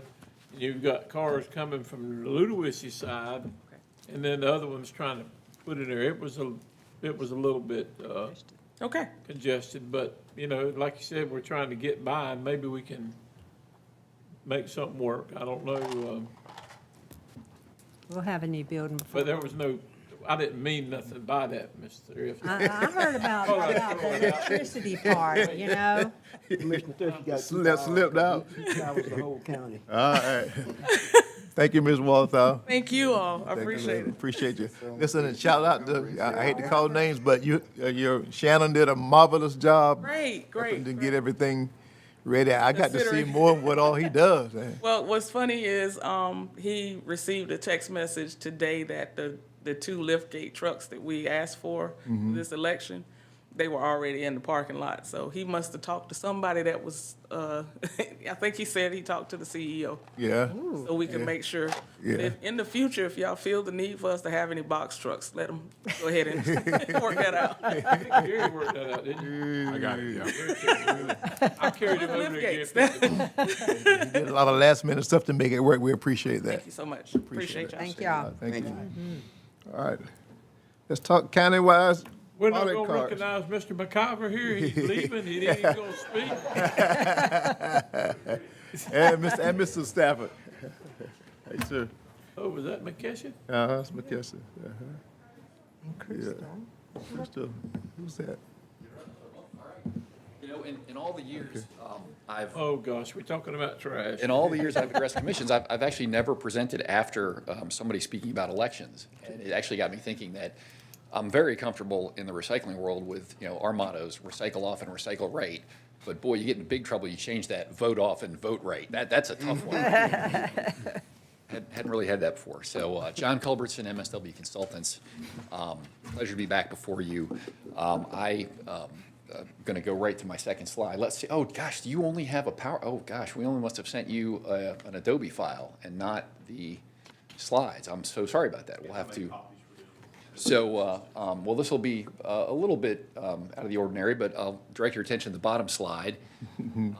So I'm here because I had an opportunity to talk about changes, contemplating changes to the way service is delivered, sanitation services are delivered back in the March 17th meeting, and got some questions, some interest in talking about a couple of different alternatives. And so I'm back before you today to provide some findings to the alternatives and questions that you provided, and also just to update on some research about service delivery in other counties here in Georgia. And actually, I'll even speak more broadly than that. So go ahead, next page, please. Last time something happened. I thought I'd had pictures in the last presentation, and they ended up not making the final cut. So I was determined to have a couple of pictures. Quick refresh. Historically, Liberty County's delivered services through its network of convenience centers as previously delivered. Now talking on the bottom slide, we had an opportunity to contemplate what would it look like to close the convenience centers and convert the county unincorporated area to curbside delivery of refuse collection and curbside delivery of bulk collection. And so that's a big change. That's a big change. And I think it was not surprising. You can't quite see at the bottom, but it was not surprising to get some feedback about, are there some hybrids out there that would not represent such a big jump from strictly convenience center to strictly curbside, because that is a big leap, and that's going to change every single household in the county, how they're thinking about and interacting with the county for sanitation services. So we actually defined 3 different options based on the questions we got. It's a little hard to see here, but options 1 and 2 contemplate consolidating the convenience centers, having a smaller number of convenience centers. Essentially, oh, beautiful, thank you. Option 1, so we're sticking with countywide Polycart, right, providing the 90-gallon carts for everybody. But options 1 and 2, we scaled back this notion of closing the convenience centers, and we looked at reducing the number of convenience centers, and I'll get to some of the considerations, but either to 5, going from 7 to 5, or from 7 down to 3 mega convenience centers. And then the last option was actually directly in response to some of the discussion that within Liberty County, and I think within Hinesville, there are some curbside services where residents get really excellent service. They can set out trash, they can set out bulk, and it all goes away all at once on the same day at the same time, using some different collection technology. So those were the options we defined. If we could flip ahead, this is definitely skilled use of an Adobe file. It is. Yeah, that's great. Yay, Mike. So just some quick photos, just to again just have this fresh in your mind. Talking a little bit about when you talk about delivering services curbside, you've got different technologies are used to collect different material streams. So the top 2 pictures are showing how one goes about collecting sort of typical household garbage. So Polycart collection, so the top left is actually a picture of a Liberty County vehicle with a Corrado can on the front. I've actually I'll zoom in on that in a little bit. And the other technology that we talked about, boy, this is cool. All right, zoom out and out. The other option is going to a rear loader semi-automated system. So on the left is a fully automated system, a single operator with a lever in the cab operating, an arm. On the right, there's a manual component to get the carts attached to a flipper. So that's going across the top. Going across the bottom, when it comes to bulky material, the automated form of bulk collection is on the lower left with a grapple truck, which is technology that the county uses.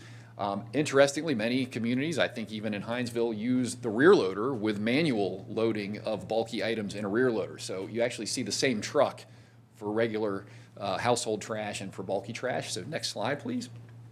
Well, I got a question on it. That Yes, sir. top right side, is that Hinesville? That is not Hinesville. Okay. Cause I'm wondering if you did, you owe me some money. So no, that is not Hinesville. Okay. So came straight from the MSW client files. Okay, good. So a quick zoom in on this is one of the other topics that came up last time, and I just thought it was appropriate to just bring some photographic differentiation. The 2 primary technologies for true Polycart service are either a front load collection or a side load collection. And so the county is currently employing the front load or the Corrado can. The Corrado can, so that truck on the left is actually a conventional commercial collection truck picking up dumpsters. It actually loads a dumpster on the fork that is got hydraulics plumbed to it with a lever on the side of the dumpster. So that left picture is actually the current Polycart service being provided. I don't know, I think our contract lets us use that for free because that's a Liberty County photograph. The truck on the right is an automated side loader, which is also widely in use. And you can see that this has got the tipper mounted behind the cab. It's got a right side drive. And some of the things you'll notice right away is just comparing and contrasting the height that cart goes. So if you're in the county unincorporated areas, overhanging branches, you've got one style of truck that's going to go way high, tipping that cart. Whereas at the moment, the front load, the tipping is lower, but eventually that Corrado can, if you could pan a little bit to the left, when that Corrado can fills up on the front load truck, you've got to find a place that then use the forks to tip the whole Corrado can up. So both of these trucks require clearance. It's just the need for that clearance is more intermittent with the left-hand truck. So I did want to provide a little bit of some of the differentiation of the technologies that are in use when you talk about delivering Polycart service. So with those pictures, now back to my regularly scheduled discussion, which is talking a little bit about some of the options. I'm going to err on the side of not going through these tables row by row, line by line. For those of you that like to really study the differences in the options, we tend to err on the side of providing as much information as we can in the interest of being thorough and transparent. And really, this comparison of options just shows on the left, if you're a convenience center system, there is no curbside. So you have 7 convenience centers, pretty straightforward. That's the left-hand column. And then the results we delivered last time is that grayed out column, where now we do have curbside Polycart using automated collection. We went ahead for the full grapple truck curbside bulky, and we eliminated the convenience center. So you go from 7 to 0. And so the remaining options, we've just shown kind of what those combinations are in terms of number of convenience centers, how collection is provided, whether it's an automated truck or whether it's a rear loader. And so the thing that's really important, though, is as we did our analysis, our thought process was if Liberty County consolidates convenience centers, it is going to have higher traffic at the remaining convenience centers. And as a result of that, we are contemplating staffing at those convenience centers. If you look across the industry, convenience centers, they can either be staffed or they can be unstaffed. And what we think happens is as the convenience centers grow in volume and size and more residents come in, we tend to see a trend towards staffing those convenience centers. And as population grows, staffing just helps those sites stay clean, stay fully served, gets people in and out efficiently, and eliminates issues of kind of illegal dumping. You've at least got somebody there holding users accountable. And I think we felt like that was the appropriate way to contemplate consolidating convenience centers because just some of the health and illegal dumping and some of those issues, we thought that's appropriate. And that does factor into the cost, right? So I do want to be transparent in disclosing that. Next slide, please. So all that said, I want to just describe what we found in terms of the relative cost increase of these different options over what you have today. And I think the main takeaway is if you cut out convenience centers and go cold turkey and jump over to countywide Polycart and curbside bulk, that's actually theoretically the least expensive way to go. If you maintain some hybrid service where you keep some convenience centers in operation and you also have the curbside Polycart, that's going to be a little more expensive, which we think that makes sense. We think that that is appropriate because in some regard, you've got parallel systems delivering the same service. You've got one curbside service delivery, but you're still maintaining your drop-off system delivery. And so, again, we did assume that there would be staffing at the convenience centers.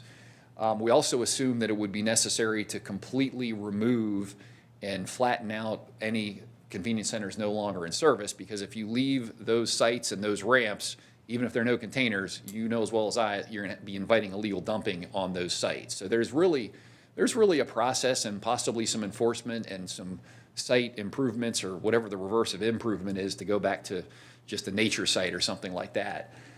So there will be some inertia in users of those sites if you do consolidate. And I think with larger sites, with more traffic, there probably will be a little bit of training as people get used to that as well.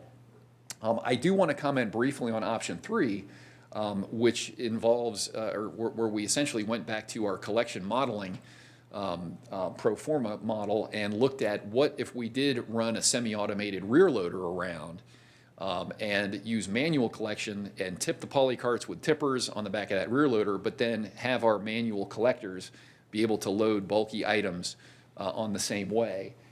And so what we found is that's a much less efficient collection system, because now instead of an automated arm, slamming a cart pretty quick, I think 6 or 7 seconds is the cycle time. Now you've got to walk to the side of the road, wheel the cart over to the truck, attach the cart to the tipper, flip a lever, have the cart tipped, and then you've got to wheel the cart back and put it back in the right of way. So it's a much slower form of collection for basic Polycart. And then manual collection, I think you'd actually have some folks argue that manual collection of bulky items is faster right up until the moment somebody experiences an injury, ankle, back, knee, and then suddenly that manual collection system is not faster than a grapple truck system. And I do feel like this is an appropriate time talking about option 3. In the solid waste and recycling collection industry, there is a powerful move afoot to minimize manual collections. That is really the direction the industry is going. I literally had a conversation today with another client in a community that has some upscale homeowners associations that for the past 40 years have gotten side door collection, where their service provider for 40 years has come up to the front and somebody's exited the truck and wheeled a cart up the driveway, dumped the trash in the cart, and wheeled the cart all the way back down the driveway. And starting not shockingly, about the time the pandemic hit, it's been exceedingly difficult to staff that job. So manual collections are increasingly frowned upon, just to find labor and from a health and safety and liability standpoint. So I do feel like it's appropriate to point that out. I don't mean to be doomsday, because there are some communities and cities that, out of necessity, have manual collection. The trend is away from manual collection. I think I'll stop at that. Next slide, please. So because Liberty County funds its services through an assessment, this is another table I'm not going to mention any single number on, but we wanted you to have as a reference what the assessment might look like comparatively for residents in different jurisdictions, depending on the option. So this is really more of a reference table than anything else. And you can see that from the current system in the far left column, really all of these, I think it's important to note, going to curbside Polycart, that is definitely increasing the service level, right? Suddenly nobody has to drive anywhere to get rid of their household garbage. Suddenly the county's coming to them. So it's more expensive, but it's a higher level of service. So I think that's important to point out. But it's a big enough increase in expense and a big enough increase in the assessment that we'll get to a couple of thoughts kind of at the end of maybe ways to think about that. Next slide, please. That's good. I can just about blink and the next slide shows up. That's excellent. So thank you. So I think I've mentioned most of the key assumptions that I do think are appropriate for the way we would generally advise evolving Liberty County's delivery of sanitation services. For options 1 and 2, where we're consolidating convenience centers. So right now there are dedicated convenience center attendants. They're just driving around, opening and closing gates. And there's already staffing dedicated to going around and managing the convenience centers. There's a device, and I should know the name, but I'm blanking on it, that compacts the open top boxes. So there already is staff devoted to those centers. With on-site staff, you're essentially avoiding some of the transportation costs, some of the driving around. You essentially have an attendant who would report to those sites, but it still ends up being an increase in labor expense if you do staff those centers.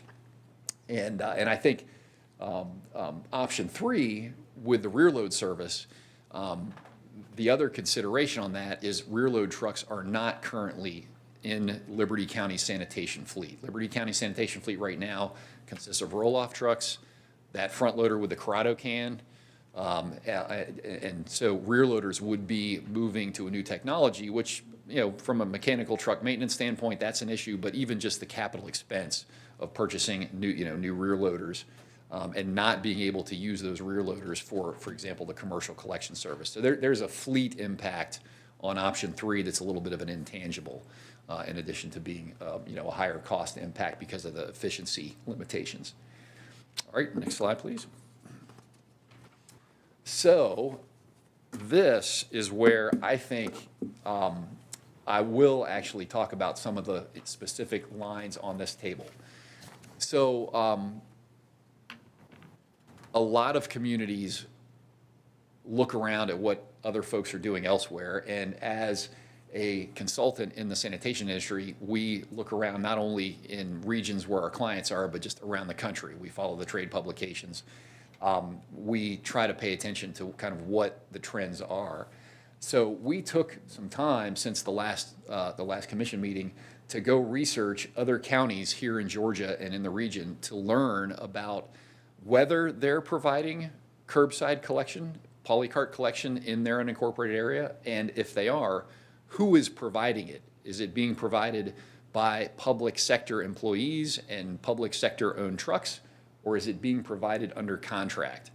And what we found, which I would say we anticipated it, but nonetheless it was still pretty stark to just confirm that, and something that has confirmed here regionally, and I think is the case nationally and broadly, is relying on private vendors to perform curbside collection. The curbside collection business, 20 years ago, and still many communities do provide that service if they have been in the business. But it was quite telling, in our opinion, to confirm that the other counties that provide that collection are doing so through a contract. So it's interesting, Liberty County is using its own trucks and crews, but the current Polycart service area is very, very small. It's just a very small subset, and the county can handle that just incrementally because it's also providing commercial collection. As soon as Liberty County decides to roll out and provide that Polycart service to the entire unincorporated residential service area, you're now in the residential collection service business. And that is, I think, a significant step up administratively, and I think that's why we see other counties have contracted out for that service. So having confirmed that that is generally how counties here in Georgia have proceeded, I was happy to see pretty good competition, like a number of different companies mentioned, so I think that's good. Next slide. So all of the pricing and all of the cost impacts that we have been showing are based on Liberty County's, current wages, current vehicle costs, current capital cost, current financing ability, so public sector cost threshold. I think it would be irresponsible not to suggest that if Liberty County does go out for bid and hire a private vendor, given what we know and what we've seen from the private marketplace providing collection services, it would be a substantially higher cost to contract out for services, because the private vendors in the market are, frankly, many of them have gotten quite empowered. They have quite a lot of leverage. We're just going through a period of difficult labor market and higher fuel expense, and those are all factoring in to an industry that's gotten very mature and frankly pretty aggressive and pretty effective at putting prices high. So I just bring that up because there are a lot of dollar values that I've shown you in the slides today. All those dollar values are based on Liberty County's current cost of labor, benefits level, cost of acquiring equipment, all things internal Liberty County. Going out to bid, going to privatize, it is likely that it would increase the expense given the way the business is operating. Next slide. So I went fairly quick. There probably are more details on these slides than maybe was needed to get the point across, but to conclude, if you change your system and migrate towards more curbside service, that's higher service delivery. It's going to be more expensive, right? Just basic, kind of basic common sense on that one. But doing that, some things to think about that we have seen used elsewhere. Anytime you change service delivery for households with sanitation, for whatever reason, that brings people out of the woodwork to comment and get involved in that. So a couple of things that come to our mind in making that decision. It's not a decision to be made lightly. There are a couple of things that we think would be worth thinking about, one of which would be to actually go out more representatively, more statistically to the residential customers. I mean, now that we've done analysis and we can float some potential rate increases and assessment increases, it becomes arguably more informative to do some kind of a statistical survey of households. We know that the county maintains its list of all its served addresses through the assessment roll. There's some very good techniques that, if we can collaborate with local and county governments to do a combination mail and online, essentially it's a mail-out survey with options to respond by mail or respond digitally. We think there's some actually very effective survey capabilities to really see, do your residents really want to look at Polycart collection? I mean, is that enough of a demand to go aggressively in that direction? The second comment that is worth thinking about is if it, the sentiment is yes, let's look at going to a Polycart delivery for the unincorporated area, would be to test the market. And to test the market would be going through the procurement process and developing some technical specifications and essentially setting some thoughtful parameters about timing of when this might occur, and I think also conveying seriousness, right? I think the market, the private haulers out there, if they think the county's not serious, they're probably not going to waste time submitting a proposal. But if there's really a serious interest to look at going to a county unincorporated Polycart program, we think testing the market makes an awful lot of sense, is seeing what would the private haulers here in this region, are they interested in the business? What would they charge for the business?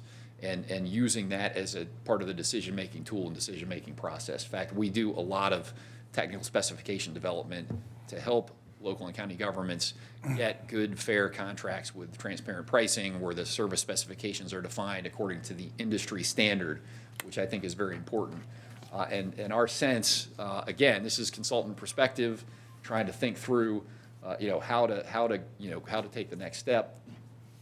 And then I think having done those two, well, either one or both of those two steps would likely give as much input, as much insight as you can get as to what the full cost would be. Are these absolutely necessary? I would say no, but I would say that it would be strongly recommended to investigate at least what the procurement opportunities are, what vendors in this region might charge to provide this service. So I think I'm to the end. Oh, there's one more. There we go. Yeah, there we go. So this is essentially our attempt to report out on some of the hybrid changes that could be undertaken for sanitation in Liberty County. Not just jumping straight from convenience center straight to curbside, giving some hybrid where bulky waste can still go to a consolidated set of convenience centers. And I think, I don't know that I came armed with emotion, but where I think we are with this initiative is, unless you have other thoughts or ideas or scenarios, I'm certainly happy to do that. But our sense is, one thing we could do is certainly deliver a final report. At the moment, we've kind of put our findings in more of this presentation form, for a meeting to present to you. We do have a project budget that would involve us assembling a report that would commemorate this, and that could be all you do. But it strikes us that at some point, whether that's now or later, some of the decisions that would be needed, it's really, having done this exercise, has this generated consensus about what direction to go with sanitation in Liberty County? Either retain the status quo, potentially do some additional investigation and test the market, or potentially jump right in to migrating to a curbside Polycart service. And I feel like I probably went through this pretty fast, but I'm late enough in the meeting today that I probably should stop and let questions come forth. But I thought the questions that we got and I thought the feedback we got were totally appropriate, because it was a heavy lift to go from convenience center only to curbside only. So I appreciate the opportunity to test some of the hybrid systems. It's still a challenge. It's not something to be undertaken lightly. But I hope this was helpful, and I hope it provided some additional perspective on both the operational impacts and some of the likely cost impacts if Liberty County starts to migrate to that, kind of suburban curbside collection service. So thank you for your attention on that, and happy to answer any questions you may have. Mr. Chairman, I had a question. It may be from Ms. Poole, but I was just wondering about if we have the number of residents that are currently using a private company to pick up in the unincorporated area?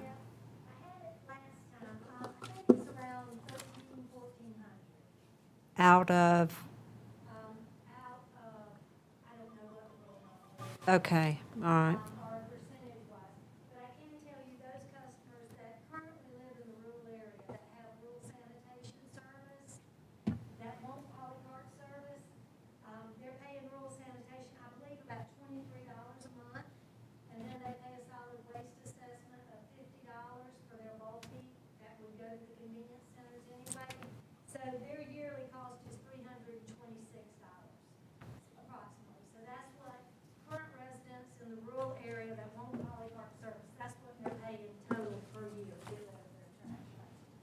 Okay, all right. And it's my understanding that anybody that lives in rural Liberty County can get service through them. I've never heard of an area that they won't service. Okay. One more question, Mr. Do you know if, is there several private companies coming into Liberty County for that? There's just maybe one? Rural coming into west side, east side, wherever? They service all of Rural. Okay, okay. They service Sunbury, they service over at Lake George, they service, Rural Right. Branch. Okay, okay.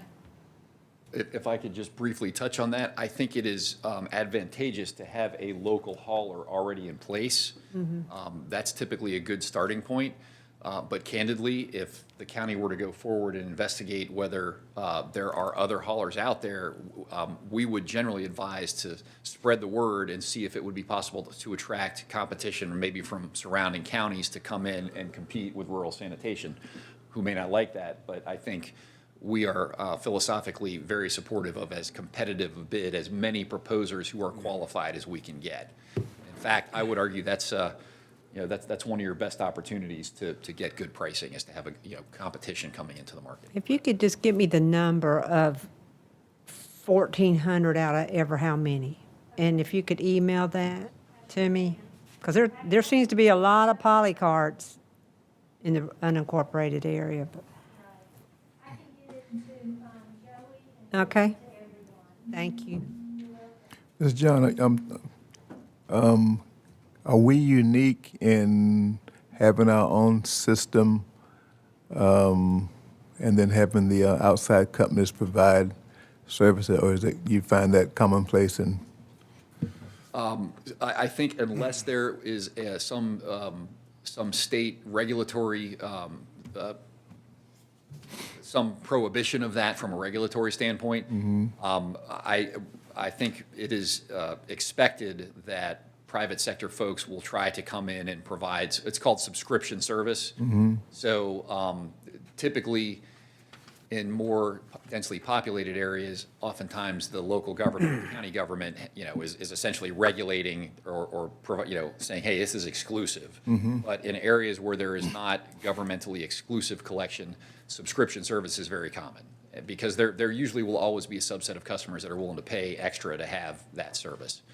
So it's a little hard to make an entirely blanket answer, but it's not surprising that somebody is entrepreneurial and coming into the county. That actually was one of the issues that we identified just in our first March 17th presentation, is just recognizing that if Liberty County goes into this business and essentially establishes county-wide service, there is an issue of displacing an existing business that is providing some of that service. And I think there's probably some county attorney legal consultation that would need to go on with that. And there's probably some announcing to the market, to that vendor, and giving that vendor a lot of time to prepare for the potential likelihood that the government could regulate an exclusive service provision. So those are issues that are actually oftentimes quite contentious, and different states have actually adopted different levels of regulation. I recall that we looked in Georgia and we did not find state-level regulation in Georgia that would prohibit a county government from establishing an exclusive residential program.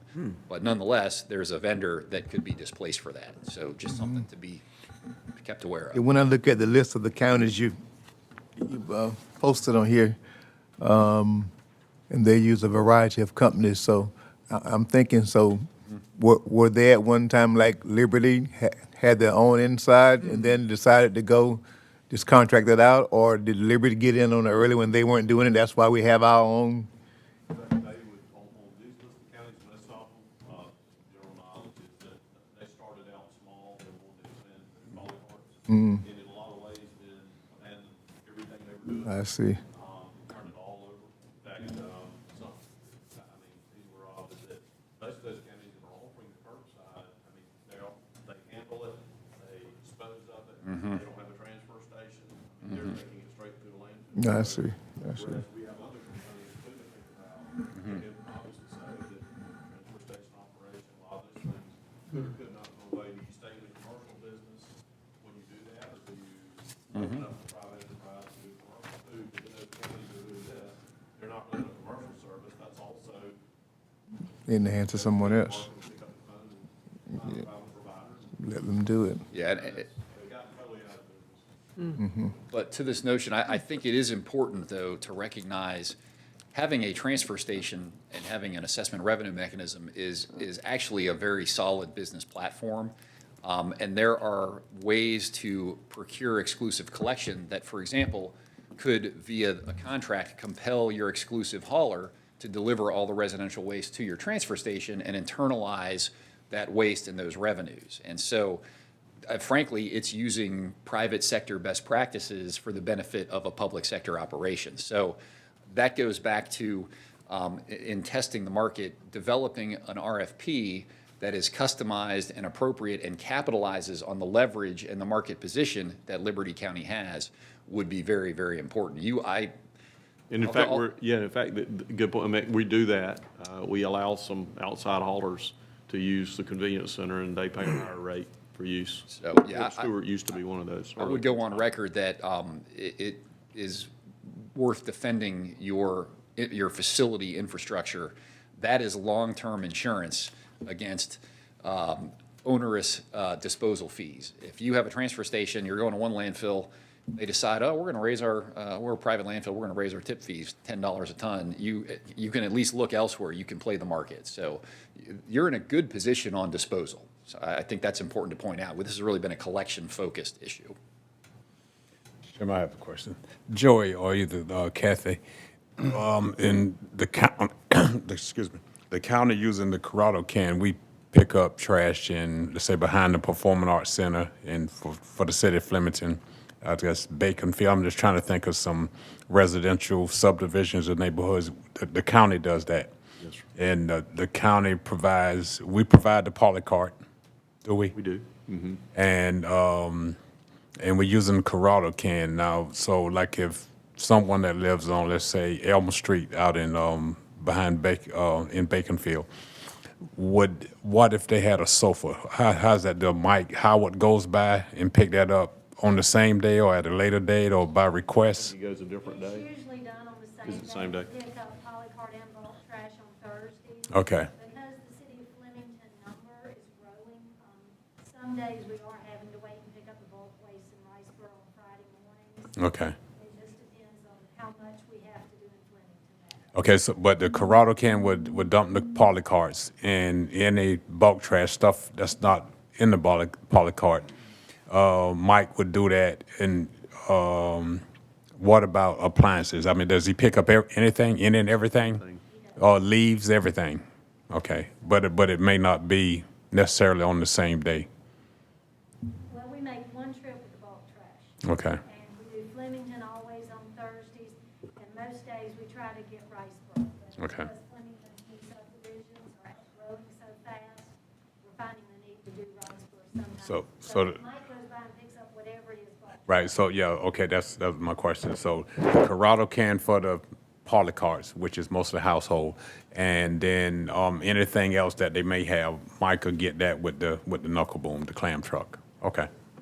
And let's say in the rural area, Joey, if down John Martin Road outside Flemington, the people that live down that road, they don't have the Polycart service. They would have to go to the convenience center with everything that they got, household, sofas, chairs, everything. That they would do that because they don't have Polycart service. That's right. Okay. Yeah, they've got it. Unless you've expanded outside of, If they're in, John Martin is in the city of Flemington. Yeah. They Oh, just well, if it's- pull their Polycart Well, maybe that was a bad example, talking about but outside if the city, though, if it was outside the city. if it's someone in the county that don't have Phil Odom would be a good one. a Polycart, then we would who gets that? They have to go to the convenience center. Okay. Well, let me ask you a question on that, Joey, and I don't know, what's the documents with the other cities say about the convenience center? I mean, that was something that was voted on to have the convenience center, I mean, the transfer station and things like that, but what happens when you close those down? I mean, when you shut the one out at like JV Road, that's that's in the, that's a convenience center right there going into the, Yeah. so when you shut those down, what do you, I mean, is that Hinesville's? Is that Gum Branches or? Because if you go out there Yeah. to, if you go out there to throw a 5-gallon bucket in there, the man says, where you live at? And you say, well, I live over on 503 Martin Road. He said, well, you can't throw trash in here. You got to go to another spot. Well, you should leave it out on your roadside for Gary and them, depending. Right. And so what's these other little cities will do, because Waldiville has pickup and they're taking advantage of it. Does Riceboro have it, Commissioner Stevens? They don't have it, but You got Polycart still, don't they? They got, right, the city limits has polycars. right. But I think for the dry trash, But no bulk, but right, no bulk. no bulk. Just So, Polycart so only, I as believe. far as assessments on your taxes, what happens there, Joey? They get assessed a fee, they pay a fee for use of the convenience centers for that cost center of So operation. that would go away. That would, well, if you shut the convenience centers, yes, Right. that would go away, and then it would, use the term force, the cities would have to find, for their city residents, a mechanism to dispose of that bulk waste. So the city of Flemington now, Mr. Chairman, They pay. They pay. They actually pay a rate associated with both. in the city of Midway, I don't think they have bulk. They Or- pay or for bulk. They pay City of us for Midway bulk. does not have bulk Right. pickup, so their assessment includes, assessment for them to use the convenience centers for bulk trash. well, I mean, was that on a sales tax issue? Was there something No. done to build those? Or did we just go out and, I mean, It's on your tax bill. I think we financed them. right, it's on your, Right. it comes in on your assessment, but I'm just saying, is it, The original build, we didn't do the convenience center or we didn't do any convenience centers or the transfer station on a sales tax. It wasn't, in fact, the time we built them, it wasn't eligible to do on a sales tax. so the prescription that he's talking about would be just like the prescription with fire? Like they've got in, Like they have some subscription services in fire. Or you would pay an increased cost. Actually, what would really happen,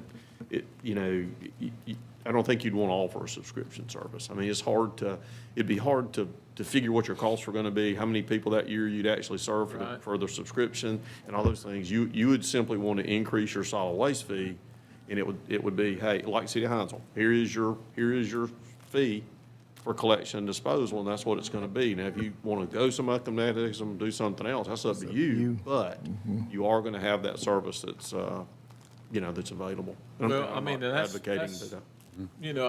we're spoiled because I don't know what you're talking about as far as can and lining it up and throwing it over in there, whether it's a Carrata can or whatever it is, Polycart. But I know there's two men on the back of that truck and there's somebody driving. And when they come around the corner, they start backing up.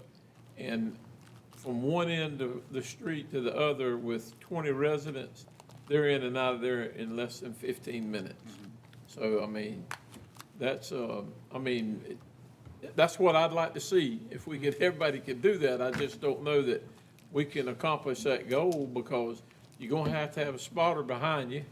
You're gonna have to have somebody, like you said, to pull it up there to put it over to where to throw it up in the truck. So Yeah, it's interesting. I'm not as familiar with the detailed topography of Hinesville, but just listening to that description, the places around the country that still have multiple helpers on the back of a rear loader tend to be much more densely populated because then you're essentially utilizing your laborers very consistently in the unincorporated area. If you have 3 men on a truck, then you're driving a quarter mile sometimes and they're just either getting in the cab because there are speed limitations. You can't drive beyond, I think, 5 or 10 miles an hour. I'm not our safety person who knows that, but that model becomes much less efficient, I think more dangerous because there's an inclination to just hang on the back and accelerate. So it's less efficient, it's more dangerous and just more costly, having more labor in rural areas. I think that's where the model breaks down. Well, in a rural area, you wouldn't need to 2 guys on the back. Yeah, I think we model it with one, I think. One, Yeah.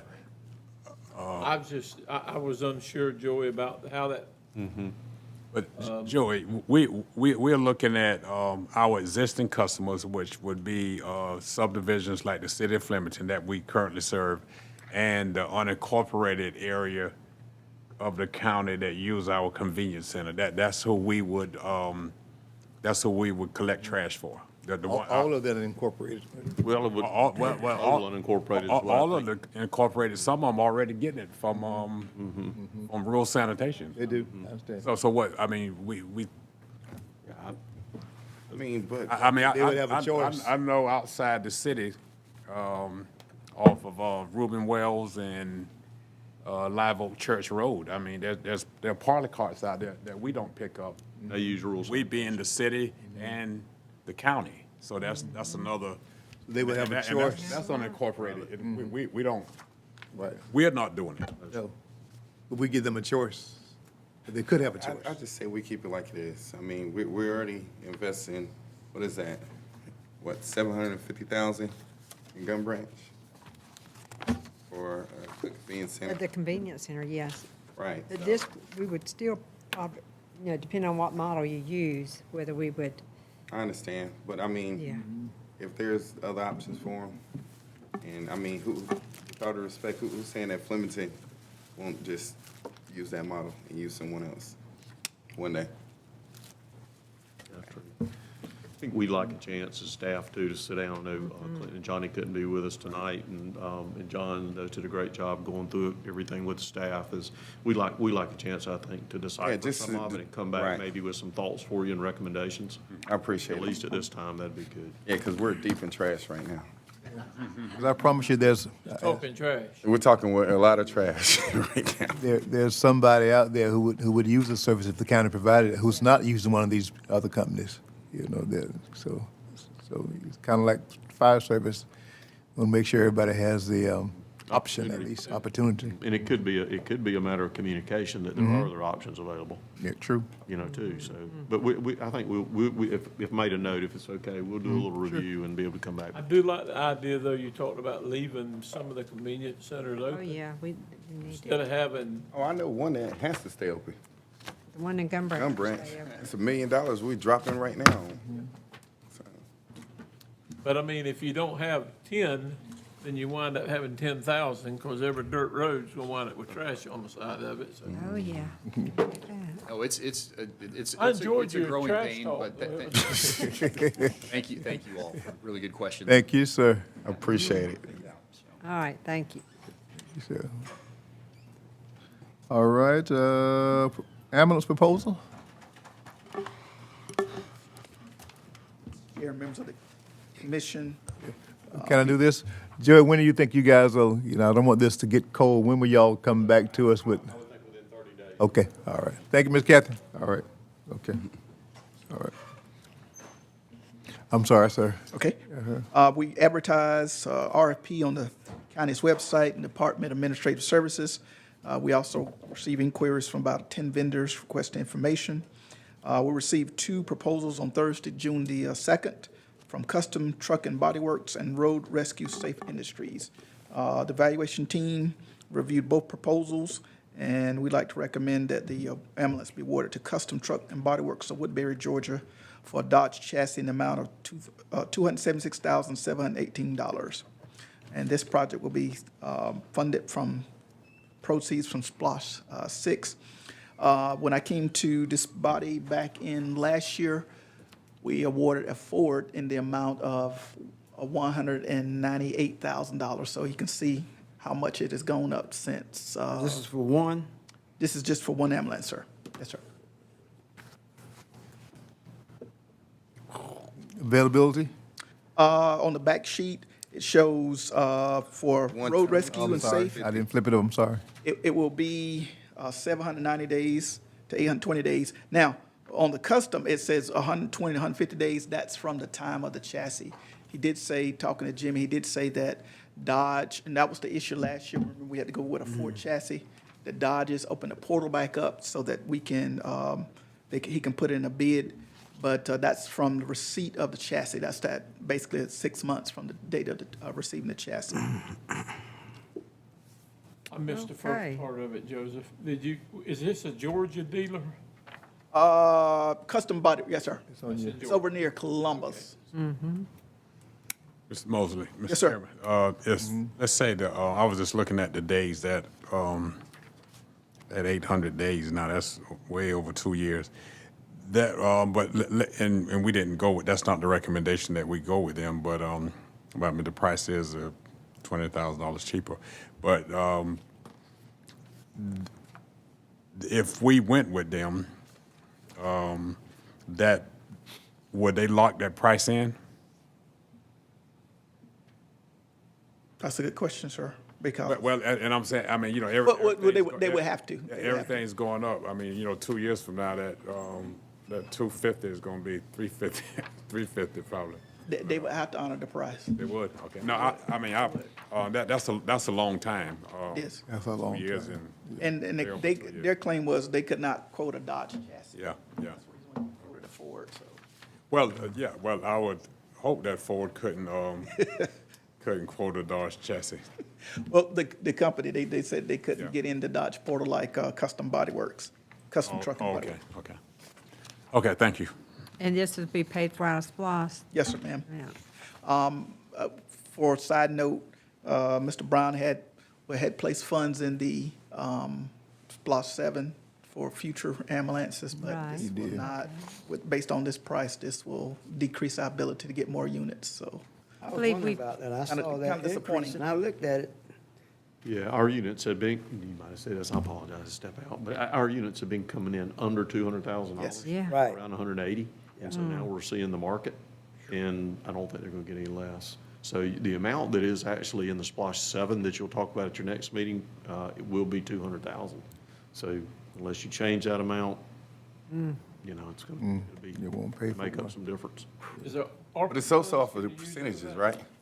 It is. Splice? Yes, So sir. let's just hope that we have more sales tax and it all work out. You're right. ARPA funds you can use for this? Tricky. Huh? Tricky, because you have to be able to show that it enhances the ability to respond to the pandemic. Or to handle just the pandemic, and when 80% of the calls are not related to the pandemic, it's tough. What Mr. Gillard had mentioned, I mean, there's a great possibility they'll go up. I mean, a regular car is gonna go up, so what do we accomplish if we say, let's see what 2 of them is?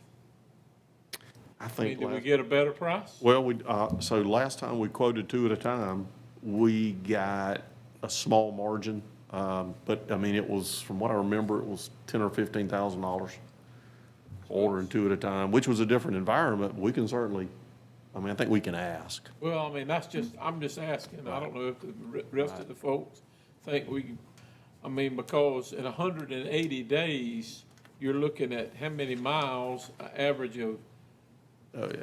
30 a day, just the average, and it could possibly be 100 a day if they're making, trips back into the Savannah. So you're gonna have a piece of equipment that's gonna be wore out. Now, I mean, that is, another way to look at it is like a fellow that's got 2 pairs of shoes, he's gonna wear out 2 pairs of shoes. So he ain't gonna save one for a rainy day, and I don't expect us to save an ambulance. I expect us to take the old one out, and so whatever, just. What you think, Mr. Chairman? Yeah, I just remember that, don't I recall that several of them are limping along, if I may use that. We got 1 in, we got 2 in. Got 2 in. Yeah. That Ford that they approve, he shared with me that the chassis has been done. They're waiting for it to move to the Custom Body Works, and they should have that done in about 4 months. They're waiting for that to move. I'm just trying to get a feel of what kind of timeline we need to be on. That's what, yeah. Yeah. How many days did you say, 180 days? That's a minimum. 120 to 150. 120 to 150 is what they're quoting. On the back. But he Yes, on said the that back of on your that, page, on the Ford chassis, they're gonna try to have that ready by August or September. I ain't crazy. I don't know, my wife's got a Ford. but- Yeah, I was gonna say, we've been real successful with a Dodge. Yeah, them Fords. Did we vote on that Ford? Them Fords act up. That was the only thing we could get at the time. Oh. Dodge- Didn't Dodge we Porter- switch Well, I'm from glad to Fords see that we're going back to the Dodge. Dodges? Yeah.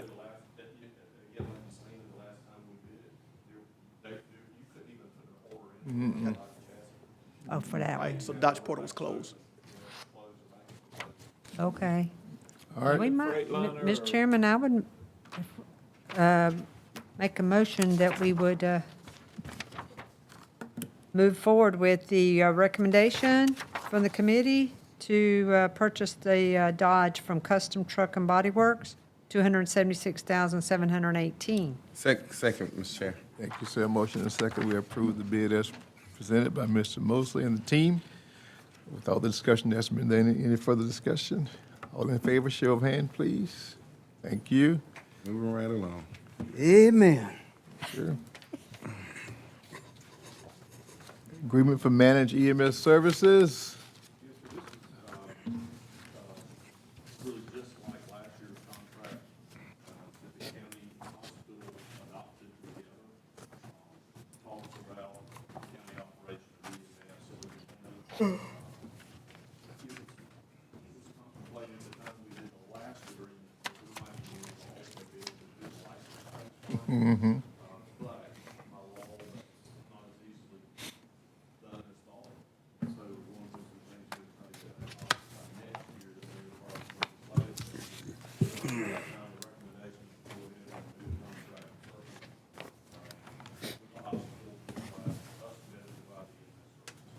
Okay, this, Mr. Chairman, you need a motion for that? yes, sir. I make a Yes, ma'am. motion, we approve the agreement to manage the Second. EMS. Okay, motion second that we approve the agreement to manage EMS. Any further discussion?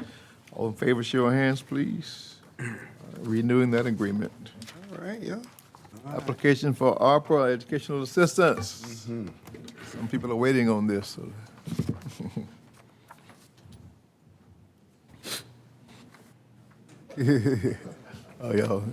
Y'all can tag team. Mr. Chair, you have before you in a grayscale, a proposed application for the academic learning. This was something that the committee really wanted to do to help people in the, who may be doing mentoring and tutoring to help students who weren't excelling as much. It's kind of modeled on a application I think I found in Forsyth County, I believe. The dates were something Mr. Brown and I talked about. We didn't know in terms of where y'all wanted to go from September 1 to July to August 30th, or just 9 months to cover the school year. And also, we put an August 1 date because we know that y'all wanted to get that process moving forward. Yes, we do. One of the things Mr. Brown and I reviewed the ARPA requirements very carefully. You'll notice on point number 4, it talks about making sure that they conduct a quality assessment pre-course and post-course, making sure that they find out what students deficient in and then design a curriculum to enhance that student. We put, one of the things that Commissioner Frazier had stressed on the other application was making sure we do a pre-application workshop. So that's noted here in the application that will be held on Thursday, July the 14th, over a 2-hour span, so that we could notify potential applicants and encourage them to come in and tell them what we would like to see in the application process. The information number 4, did you also borrow that from Forsyth County? No, sir, that was directly from reviewing. Just directly from the data regulation, okay. From ARPA. Okay. All right, I think it's a good idea, so folks will know up front what the requirements are, because it's one thing to request for another thing to do all the paperwork that's required. I remember that some other groups that I'm in. All right. All right, let's see, let's see the dates. I hear you, Commissioner Frank, come out September and May, so, okay, you're aligned with the school year, pretty much. If you have a workshop on the 4th of July, that's August 1, I think that's a pretty good time to give. Right. Yeah, okay. All right. It's just for information, right, Commissioner? Because there are some people who are we're asking to apply for funds for this purpose, so we'll have something for them to use. Thank you. Mr. Chairman, was that, were these for nonprofit organizations that does this? Yes, sir, but it would be nonprofit, just like the other. And this was in the line item for educational assistance funding in your ARPA. Okay. Taken right out of the ARPA Bible. Yeah. And we're gonna put out a flyer or something, and pretty soon? Yes, sir, we'll have to do, that's something we were making notes about, but. Okay. Yes, sir. Will they be able to use that at Coastal Pines and Foothills on Fort Stewart? You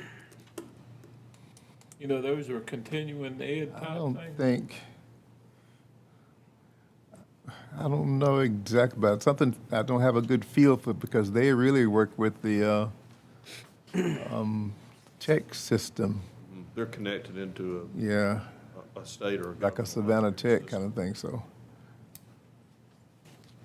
I don't know So that's gotta 100% be about them. I don't know if they're youth challenge students or if they're regular Army or what, but I know there's a good number of them that, Yeah. with Foothills, and then Yeah. there's a pretty good number of them with Coastal Pines, and of course, Yeah. Coastal Pines uses, the old Geordie Bacon School, Uh-huh. and most of your other ones are, Yeah.